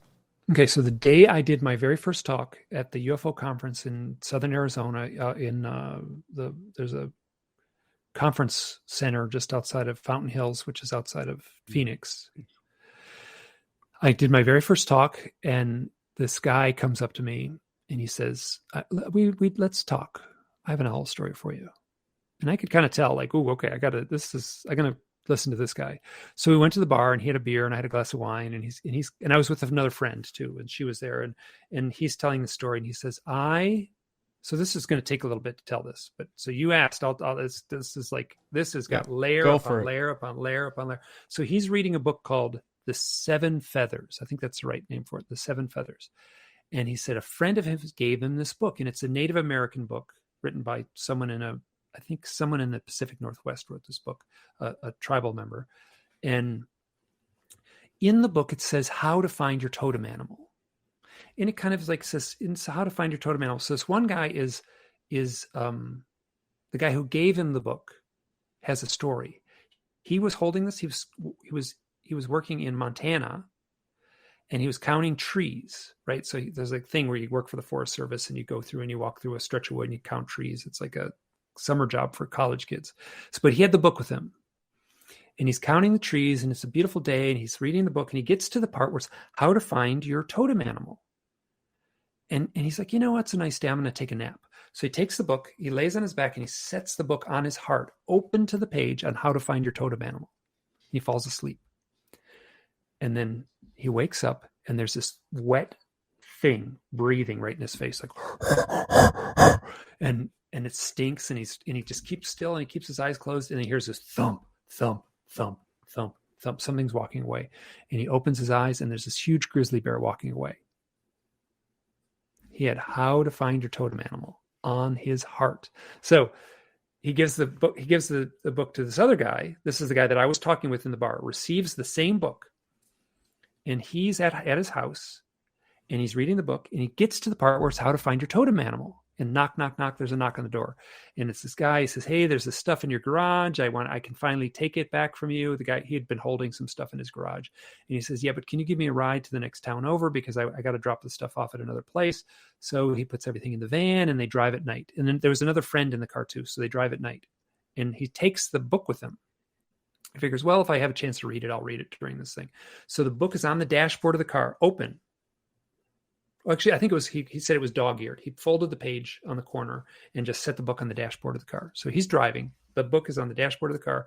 They're driving along, and he's driving along, and the window is open on his driver's side window, right? So he's driving along, beautiful summer night in Montana, and he sees this owl sort of come to the car, and it flies right up along next to him. And there's a car behind him, and he's like, do I slow down? I don't want the car behind me to hit me. So he's trying to slow down. This owl is flying right next to him. It says it comes right up to close enough, the open window, that the wings of the owl touches his temple. And the woman behind him is just like totally like, that is the most magical thing. And he said, I was looking in the rear view or the side view mirror. I could see the owl. We locked eyes in the side view mirror, and it touched my temple. He had the book with the page marked How to Find Your Totem Animal on the dashboard.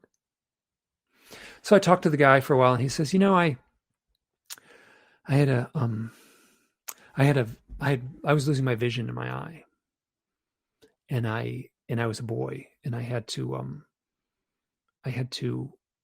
get an operation, and they thought it was cancer. And it turns out to be that when they did the operation, it was an undeveloped embryo in my brain. And he said, I always thought I had a twin sister, and I would talk to her. I would talk to my twin sister. I always knew I had a twin sister, and I would talk to my twin sister. And my twin sister helped me. The psychic voice would help me in times of trouble. And I'm convinced that was my twin sister. I had subsumed her in the womb somehow. And that there was a little undeveloped embryo in my brain. And as I grew, and it was disrupting his eye. And so they removed it. And he said, I still have psychic abilities, and I feel that's my sister. And he pointed to the scar. He said, see the scar here? That's where they removed the undeveloped embryo. And he said, that's right where the owl touched me. Right at that spot. And he's convinced his sister is, for all kinds of reasons, which he explained to me, it goes on and on, but he's convinced his sister is a psychopomp. She is living, she's not quite dead, but she was never quite born. And she's living in this other realm as a psychopomp. And that would be taking people from, like, people who have passed, and escorting them to what we would call heaven or to the other world. That is the totem of the owl. So that story goes on. There's more details to that, and they are just as rich and just as strange. So you asked what my favorite story is. Hands down, like that one.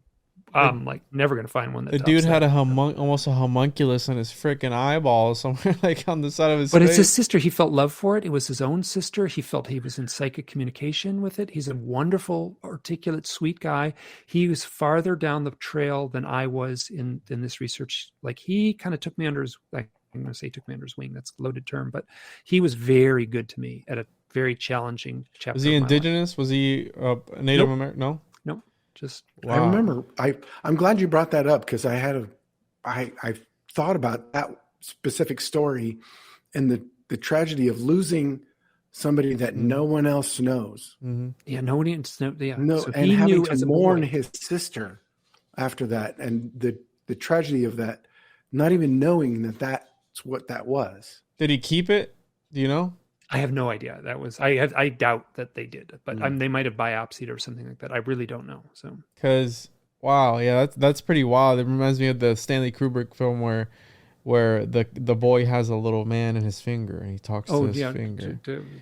Yeah. So that's a pretty crazy story.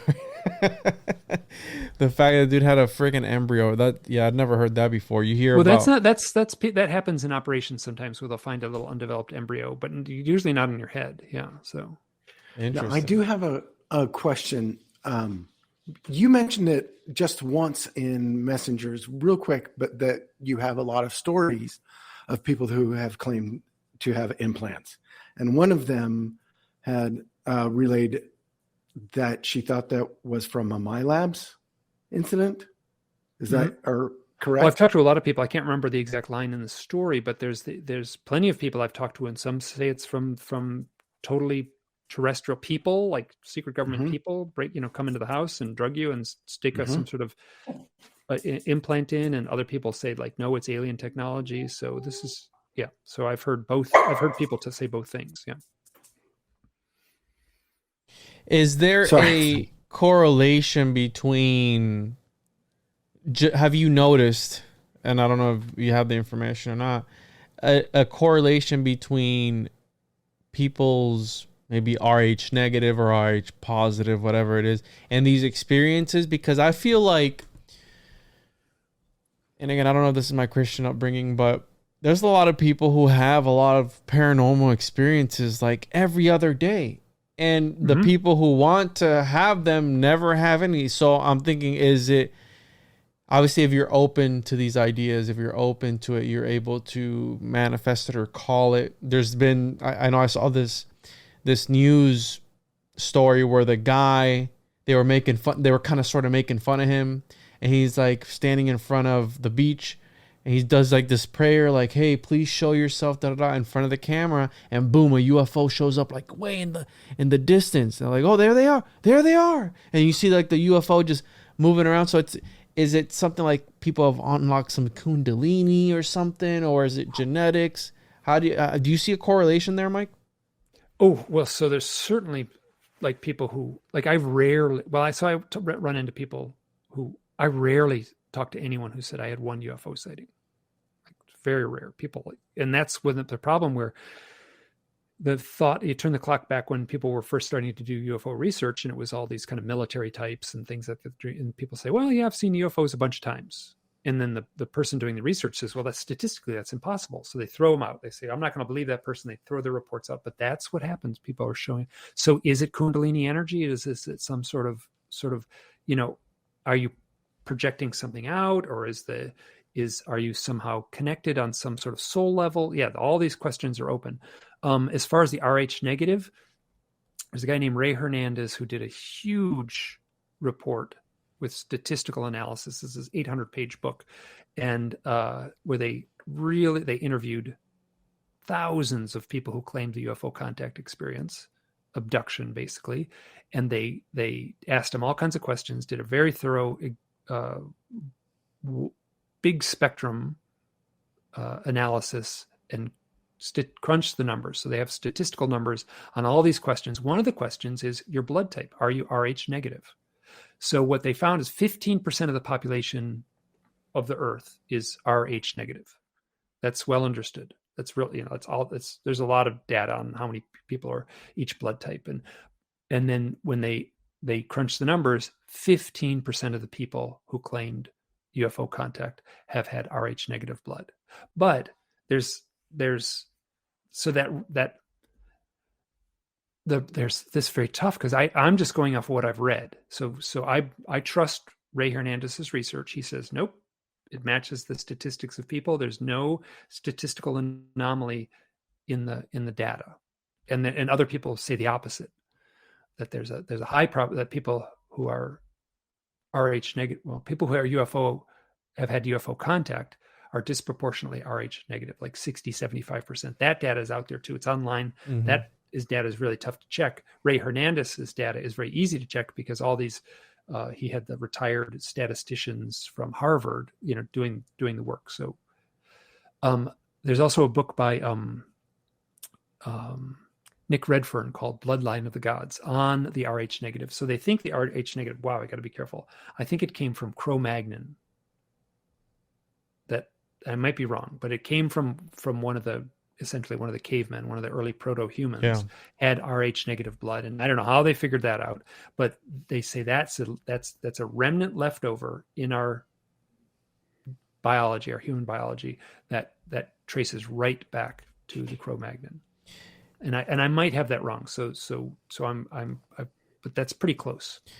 And the Mothman and owls connection, do you have anything on that with like cryptids? And there's a Mothman type event that took place in England in the early 70s, or at the mid 70s, I think 1976, and it was called the Owl Man, and it plays out very similar to the Mothman.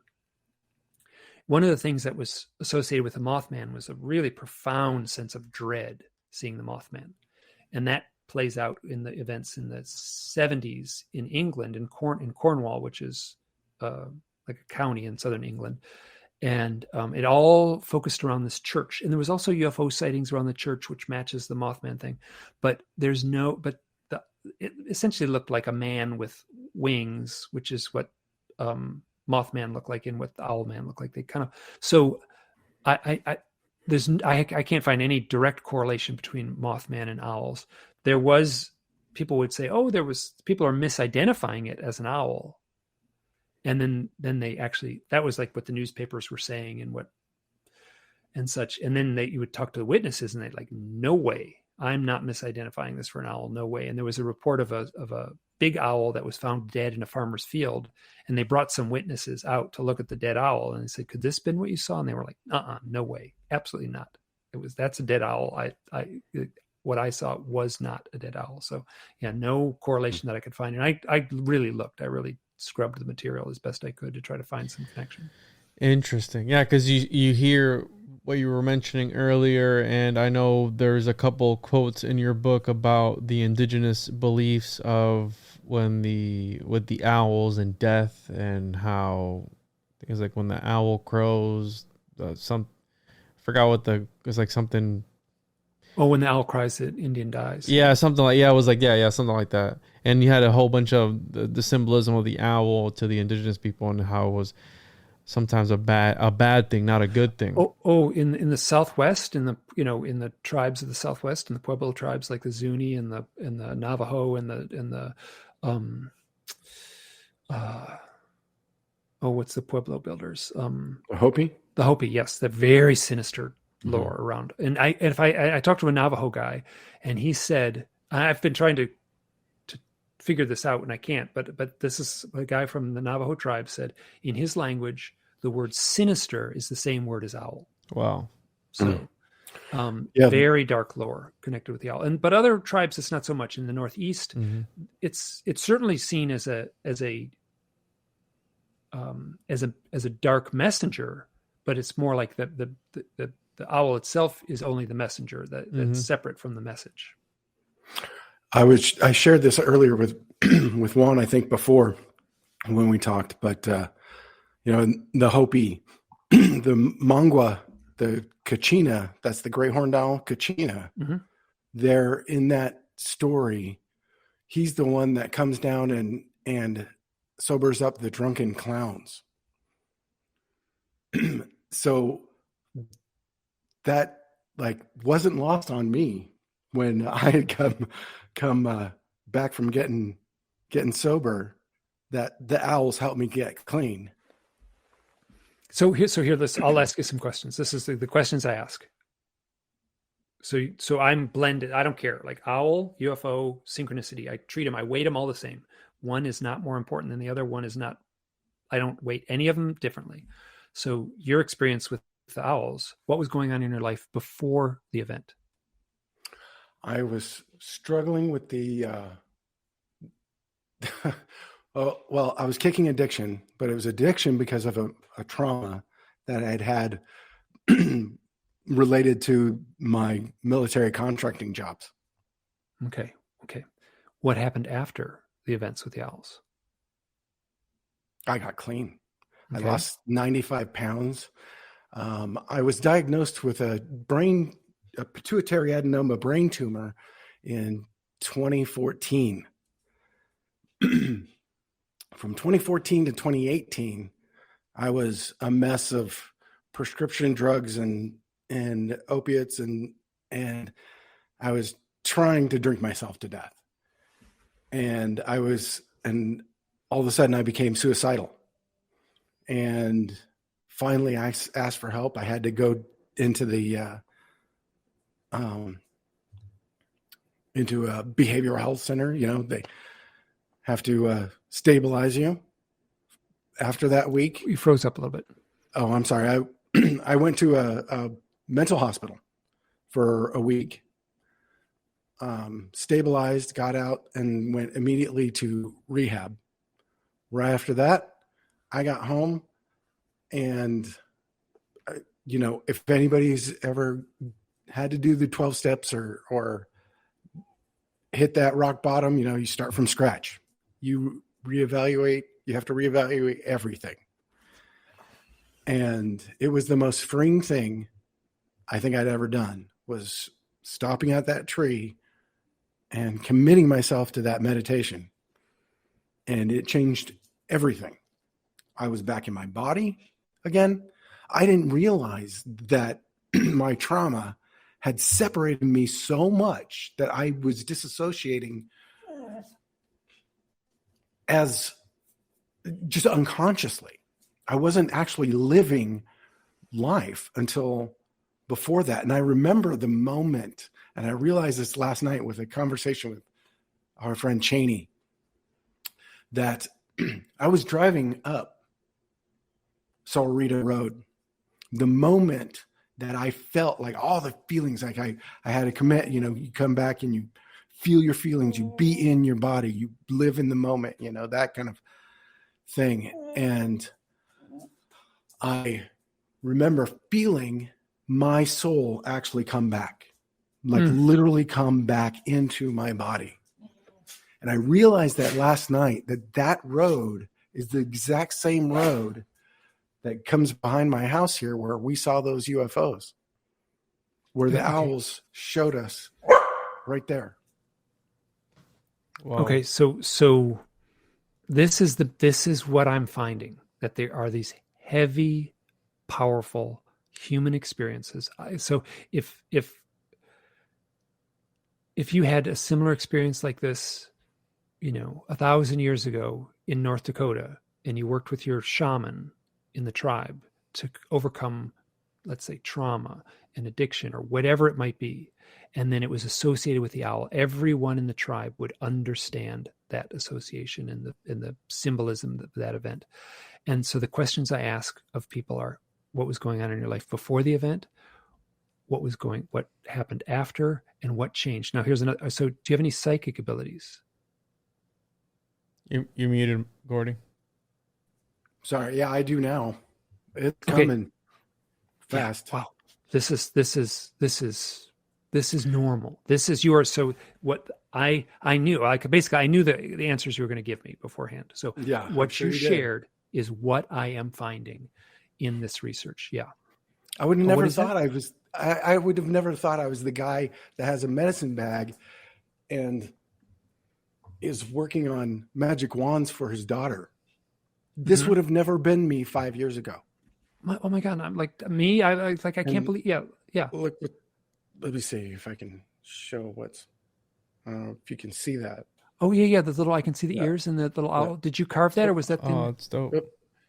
I see it. Yeah. Oh yeah.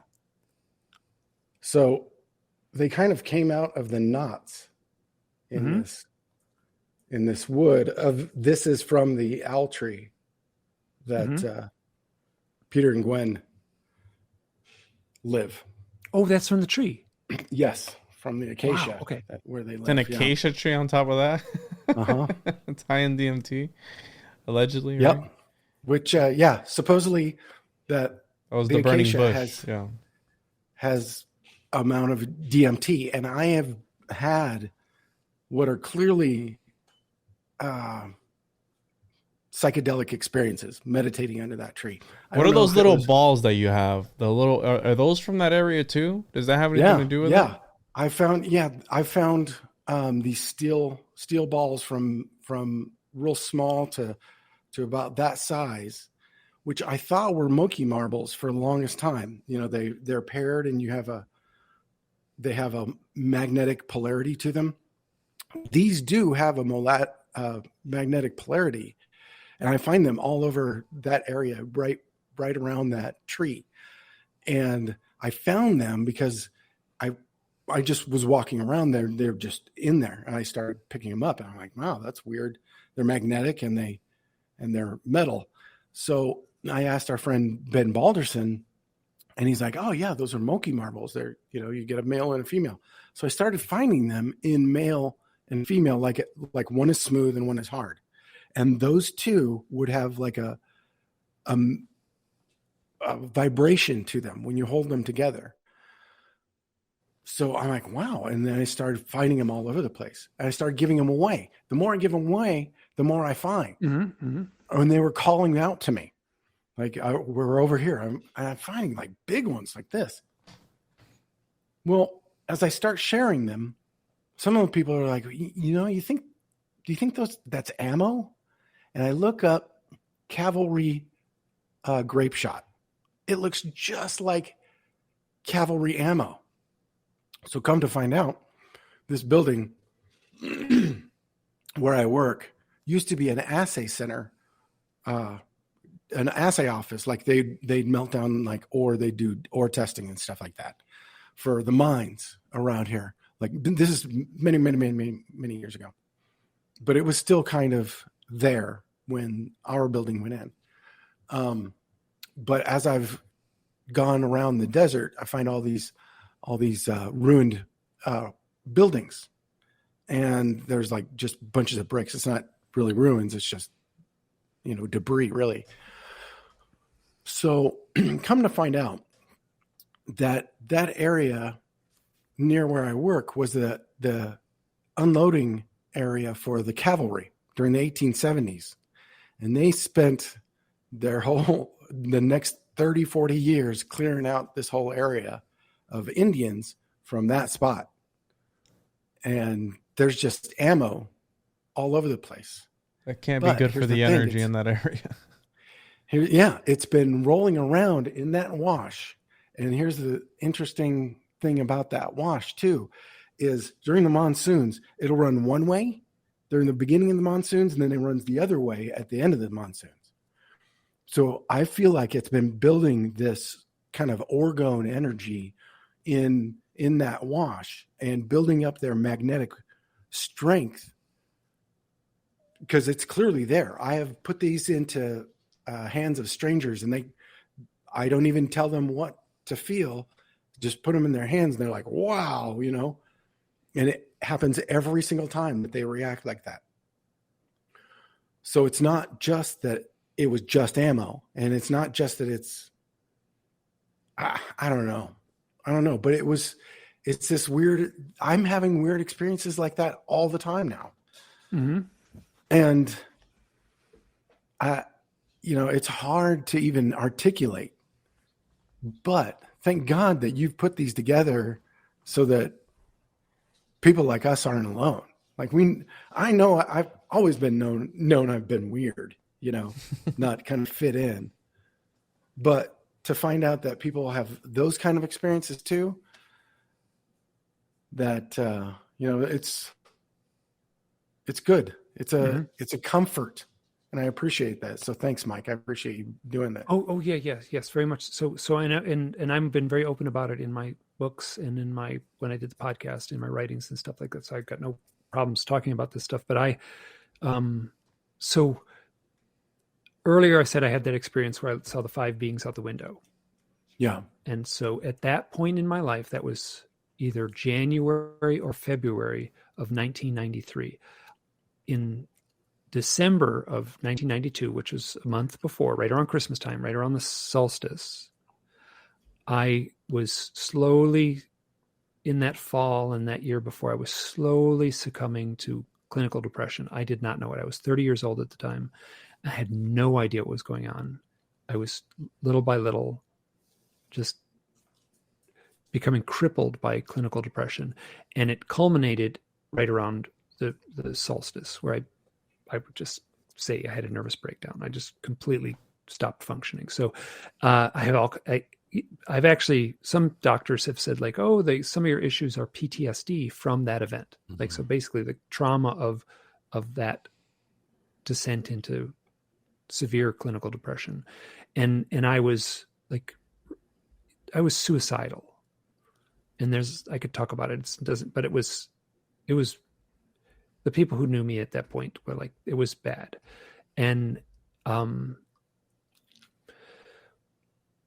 the beings, so that event with the gray aliens showing up was right when I started to work with a psychiatrist, and I went on a medication, which they don't use anymore. It wasn't very effective, but I started on a medication. It didn't work very well, but and that would have been in January or February. So that over a month later. And that's when I had the experience of seeing those beings out the window. And I have speculated cautiously that they arrived at that point to save me. Like it's just too clean on the timeline of my life. Mm-hmm. And I went through a hypnosis session in 2014. It was actually a past life hypnotherapy to come to terms with depression. So I went through a past life hypnotherapy session. But in there, the woman, her name is Lorraine Flaherty, asked me some questions about like the UFO stuff in my life. And she said, "What about that event in when you saw the beings out the window? Why are they here?" And under hypnosis, I said, she said, "Why are they here?" And I said, "To save me." And then she said, "To save you from what?" And she said, "Suicide." And then she asked, "What do you need to believe in to to make this happen?" And I said, "Myself." So that I'm not saying that that's true. It's true that's what I said, but I'm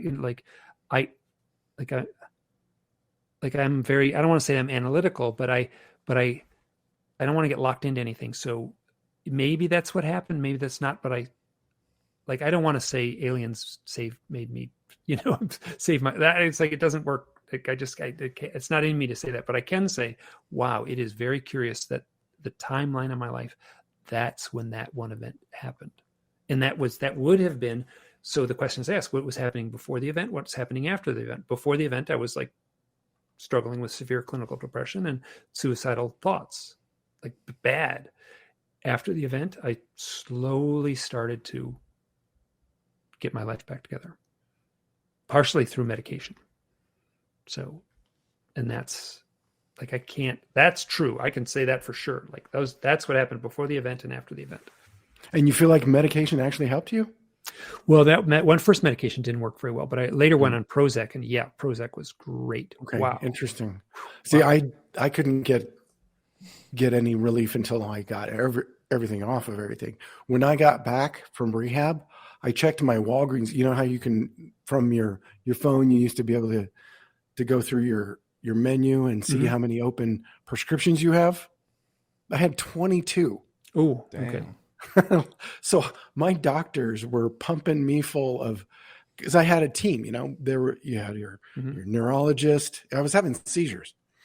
So I had a neurologist, I had an endocrinologist because it was in the pituitary. I had my regular doctor. I had a pain specialist because I had neck problems, which they said I had a broken neck after some x-rays. And I was like, "No, I never broke my neck." They're like, "Yeah, you did." What the fuck? It turned out right in that spot, it is magnetic. Oh, wow. And also in the where a pituitary adenoma is, and I've had tons of MRIs, so it's in my medical record, but it's right in this spot that I had found patents that the company that I worked for actually created. They are associated in Google Patents. You can find them. That they have implants for right at the base of the neck, in the pituitary, in your under your armpit, and in your sternum. Wow. And I had 2 out of the 4. Interesting. But, see, here's the thing is, after coming back and really doing the healing meditations under that tree, and I completely changed my diet. Here's the other thing that really made a huge difference was fasting. I fasted and meditated under that tree. And that's when I had the real transformative experience. Wow. But I mean, that's like I saw the whole, it was one of those things where you see the whole universe in a fractal, and I had never done psychedelics up until then. I hadn't done psychedelics until like 2 weeks ago. So I was, completely sober, completely clean, and having, these experiences where the plants are talking to me. And I'm seeing like whole dog, I'm sorry. Oh, it's But also, wildlife reacts to me really. I mean, it's all attracted to me. I was on the spiders one night, and this giant mantis just came and hung out with me and just wanted to sit with me and be with us, like while we were streaming and having a conversation, and just wanted to hang. Wouldn't leave. I tried to get it away, but this is not during a show. Mm-hmm, it was during a show.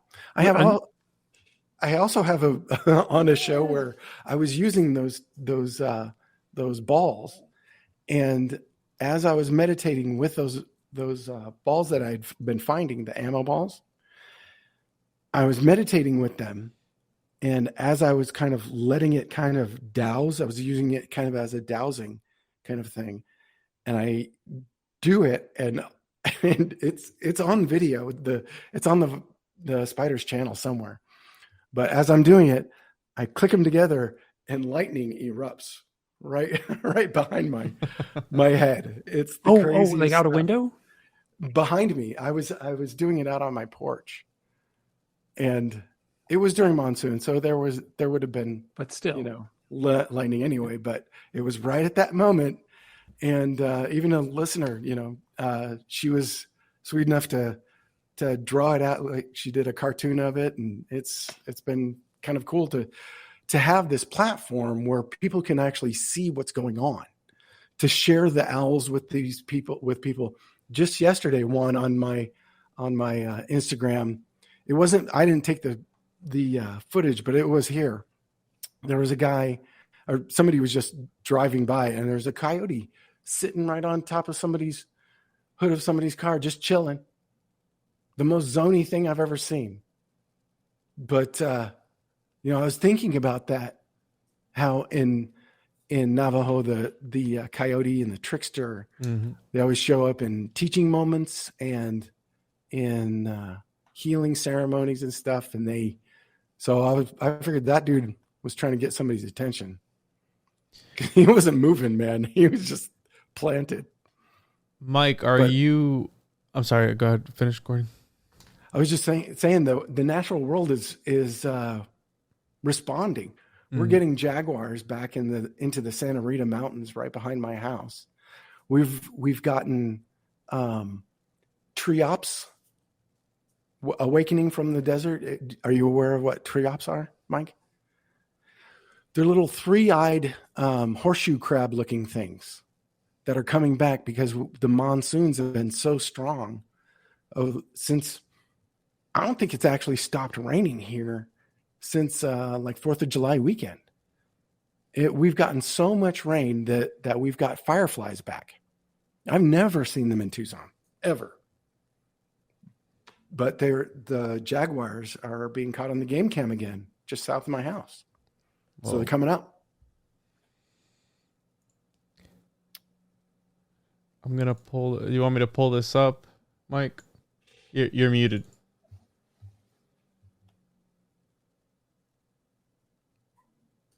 Yeah, I just sent you a link. This is to my blog. This is an image. If you can, I don't know if you can pull it up. Yep. So the room. So I a bunch of stuff happened in my life, and so just double click on that image right there. There you go. Can you? Wow. So that's my bedroom door. That's the door that's right behind me here. So one image is I highlighted it using Photoshop. Obviously, the image on the right there, and then on the left, that's the door. But I mean, you stand in front of this door, you cannot not see that there are two gray aliens. And then there's two owls hovering above, like ghostly images of these owls. Like even if you can see it in the one image. You don't have to, it's right there. And that's like on my door in my room when I showed up at this place. Like so I'm going to share one little thing here. So I went through a hypnosis session in 2018, and this to tell this story correctly goes on and on and on. It's wild. But it was with Yvonne Smith, and at the beginning of the session, I told her, hey, when I'm in this hypnotic state, can you ask me what's up with the owls? She goes, sure. So I go through this hypnosis. It goes on and on and on. I like swear, I'm screaming and I'm crying and stuff like that. Lots of really emotional stuff comes up. And at the end of this whole thing, we're kind of winding it down. And she goes, and Mike, what is your connection to owls? Now, this is at a point in my life when I've already, like, for a decade, I've been essentially doing full-time owl research. And she goes, what is your connection to owls? And I say, the owls. Afterwards, I asked, did I channel that? So she asked me, what is your connection to owls? And I say it in a different voice. I have it recorded, not a different voice, but the cadence of my voice was different than it had been through the hypnosis session. And I don't know where this came from. I said, the owls aren't important. The owls are a symbol on a door. It is the door that is important. We are on this, so the owls are a symbol on a door, but the owls are not important. It is the door that is important. We are on this side of the door in a claustrophobic little hallway, and on the other side of the door is an infinite vastness. And after I said it, I was just like, where did that come from? Wow. And that allowed me, that gave me permission to, like, as I said earlier, like, I don't need to cling to the owl thing. The owl is a wonderful symbol for these powerful, challenging, magical, mystical, sometimes dark, sometimes very troubling, sometimes wildly life-affirming. So the owl is a wonderful symbol for that other realm, for that deeper realm, for that, like, basically having done all this owl research for now 15 years or so, I'm at a place where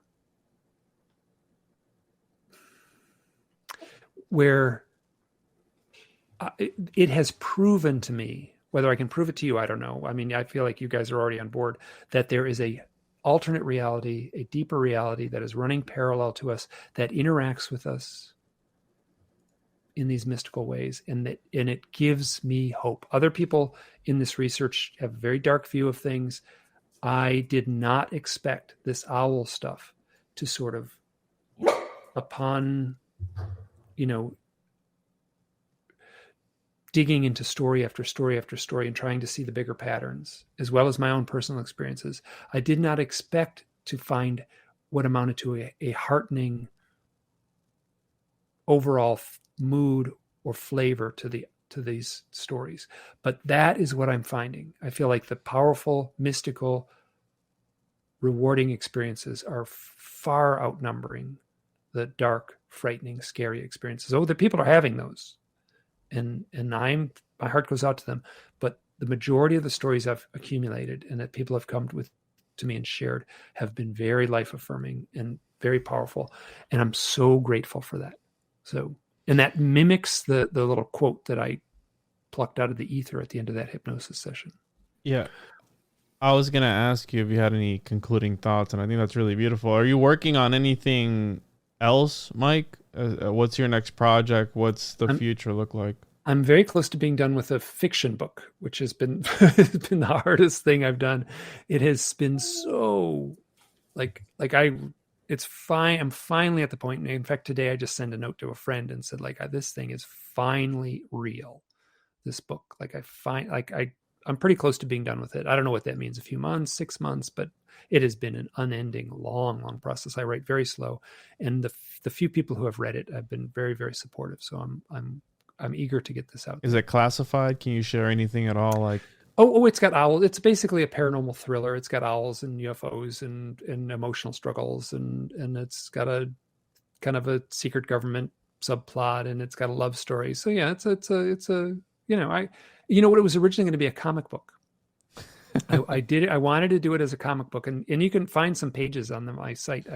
And I wanted to do it as a graphic novel. Yeah, That's me. Yeah, So you can get my comic book on the 101podcast.com through Paranoid American. So okay. Yeah, it's pretty cool. Yeah, when you said comic book earlier, I was like, oh, yeah. So what happened was I wanted to do it as a comic book, and I realized like, oh, I didn't have the energy to do it. Like because you're an illustrator. I forgot about that. You do you do really good drawings, by the way. I really like your art. So I forgot about that. Now it's clicking in my mind like, what are you talking? Just hire an artist. You are the artist, so yeah, I can see. I wasn't gonna have. It was gonna be my book. So, and I tried to do it, and I did a bunch of pages, and I realized like, oh my god, it's so slow. And then as soon as I did the pages, I was like, oh, well, the plot's changed a little bit in my head. Now I know how I want to change it. And I was gonna make myself crazy if I did it as a comic book. So I put it on a shelf for almost 10 years, and then I found the treatment I wrote for it. Probably a little less, by 8 years. I found the treatment that I wrote for it. I forgot all about it. And I read this treatment. And I was like, this is pretty good. I should do this. I'm going to write this. And I just couldn't wrap my mind around it. And I struggled and struggled and struggled. And it's only in the last little bit where it feels like a real book. Awesome. I'll keep an eye out for that. Maybe we'll have you back on to talk about that. And hey, this has been a great conversation. I say yes to everyone who asked me to do a talk and come on their podcast, and I'm like, great. And I actually asked you. It just seemed like it was too perfect when we had that little exchange, and this has been great. Like this like both of your experiences, my experiences are like just they tell this deeper story that they are not talking about when they talk about the disclosure movement and 60 Minutes and Louis Elizondo is not talking about the stuff we talked about tonight. And that is criminal to me. Yeah. This is where the meat is in this story.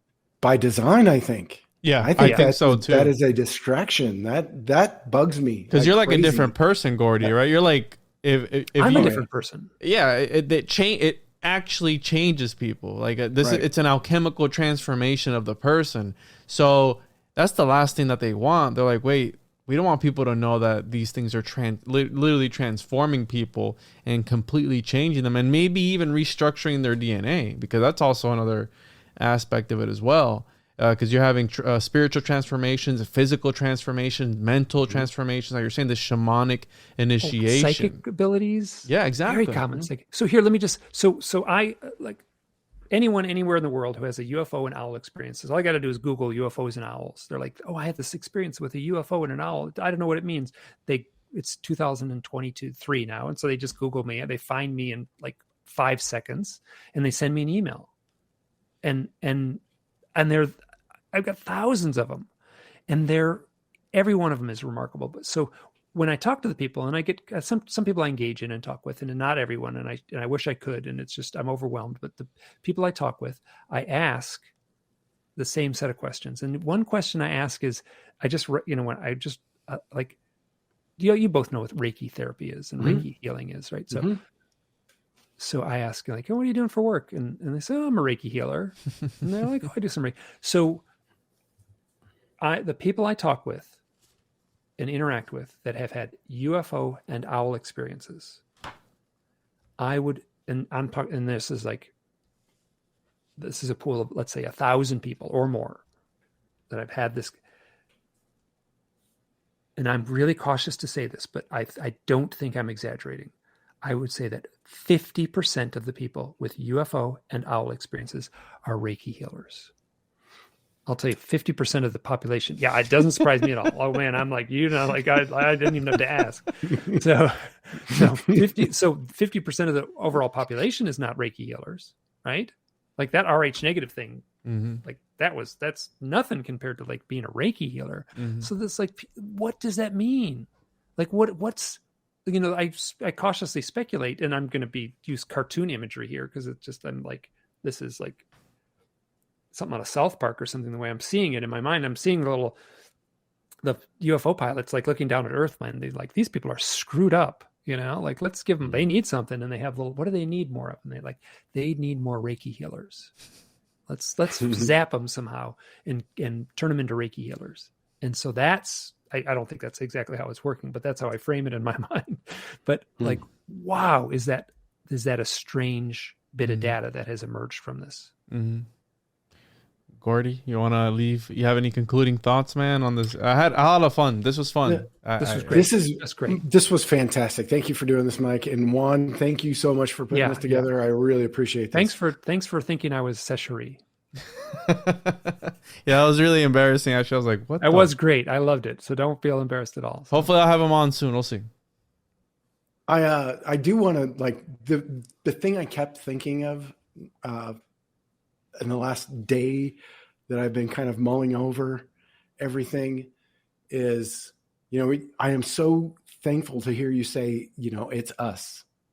Like, cause the whole idea of them putting thoughts into our minds that they're giant owls or whatever, it's externalizing us.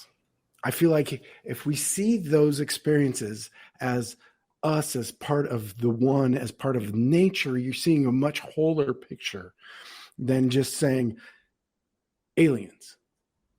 Mm-hmm. I feel like that the whole, because I kind of see almost everything as a psyop after the last 2 years.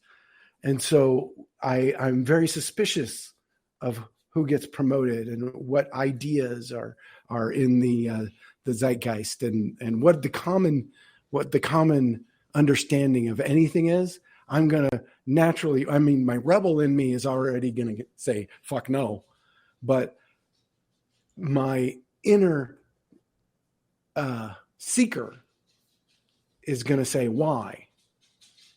And I think we've been doing this whole time. I don't know that we're ever going to get any answers, but the only thing I can think of is, why us, but it's to tell the story, I guess. Mm-hmm. I think we take in a story. I'll go one step further. We take in a myth. Like we are planting the seeds for a modern myth, these experiences, yes. Right? So like, let's say the modern myth is already in place. You put the pictures of the owls up on Instagram and people say, oh, that's the alien. They didn't read my book. It's part of our zeitgeist now. Yeah. So people take in stories differently as a myth, right? So, mm-hmm. So when you hear a myth, there's a surface story. It's speaking to our primal nature. It goes back to our ancestors. Yeah, that's why everybody loves a good story, because it goes back to our ancestors, or the oral tradition of mythology and religion and these experiences. They're sitting around the campfire back then, connecting with the stars, connecting with the owls, and that's passed down genetically. And that's why a lot of the most popular podcasts are storytelling experiences about people's experiences. And Mike, you should start a podcast specifically on people with owl experiences, and I promise you it'd blow up. Like, just straight up, just have people call in and tell their experiences, and just do that, and I promise you it would be huge. I've talked about this. If I just read the files that I have, oh my God, it's mind blowing. There you go. Yeah. Everybody loves a good story, and if you can narrate it, add sounds and all this stuff to it, maybe even animate it or something, I think it'd be huge, because the one that with the embryo, that blew my mind. That's crazy, Yeah. So, but I'm sorry that it's talking to our primal nature, which is passed down genetic. Fears are passed down genetically. Mm-hmm. Beliefs are passed down genetically, and I think that's why it's so it resonates so much with us. Exactly, and that So, like, we need stories. Mm-hmm. Mm-hmm. Absolutely.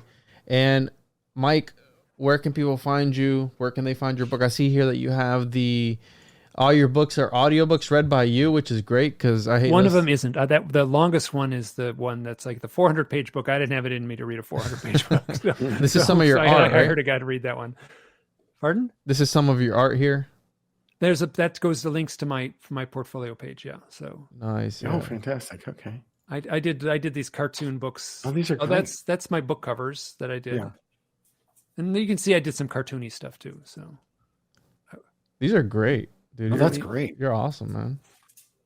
Yeah. So I just got an iPad, and it just sort of totally changed the way I draw. So. Whoa. Yeah, I wish I could draw. I would draw some crazy stuff. Unfortunately, I can't. And this is my bread and butter. These kind of cartoony instructional things.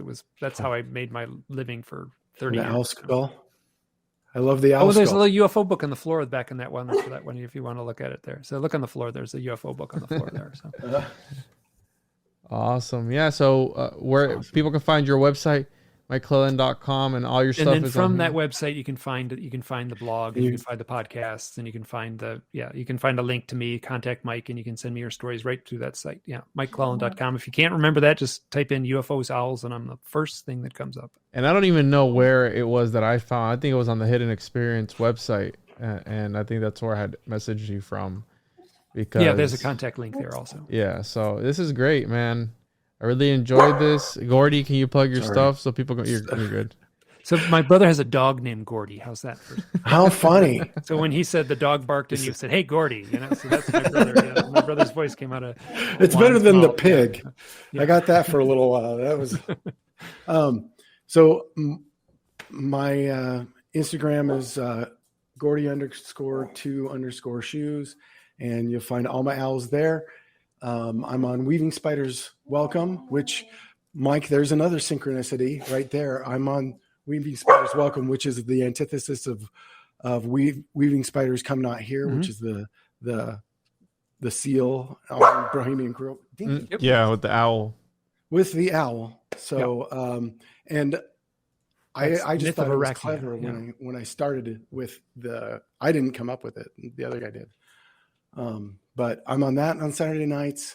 And hey, if I share all my owl stuff, and I share a lot of when I'm walking the desert, I try to record on Telegram. Often if I can get a recording of the owls, I will, and I'll share that in my Telegram group, which is Mystic Inheritance Conspiratorium. I know it probably should be shortened, but I like the Conspiratorium. It sounds cool. So I'll post the links in the description. Mike, thank you so much for coming on. Gordy, I don't think I could have picked anybody else to do this with, because as soon as I saw this, I was like, hey, let me see if he wants to do it. And make sure to follow me on social media at the One-on-One Podcast, YouTube, TikTok, Twitter, everywhere. Patreon.com/the One-on-One Podcast, rockfin.com/the One-on-One Podcast, all that good stuff. And as always, see you on the other side.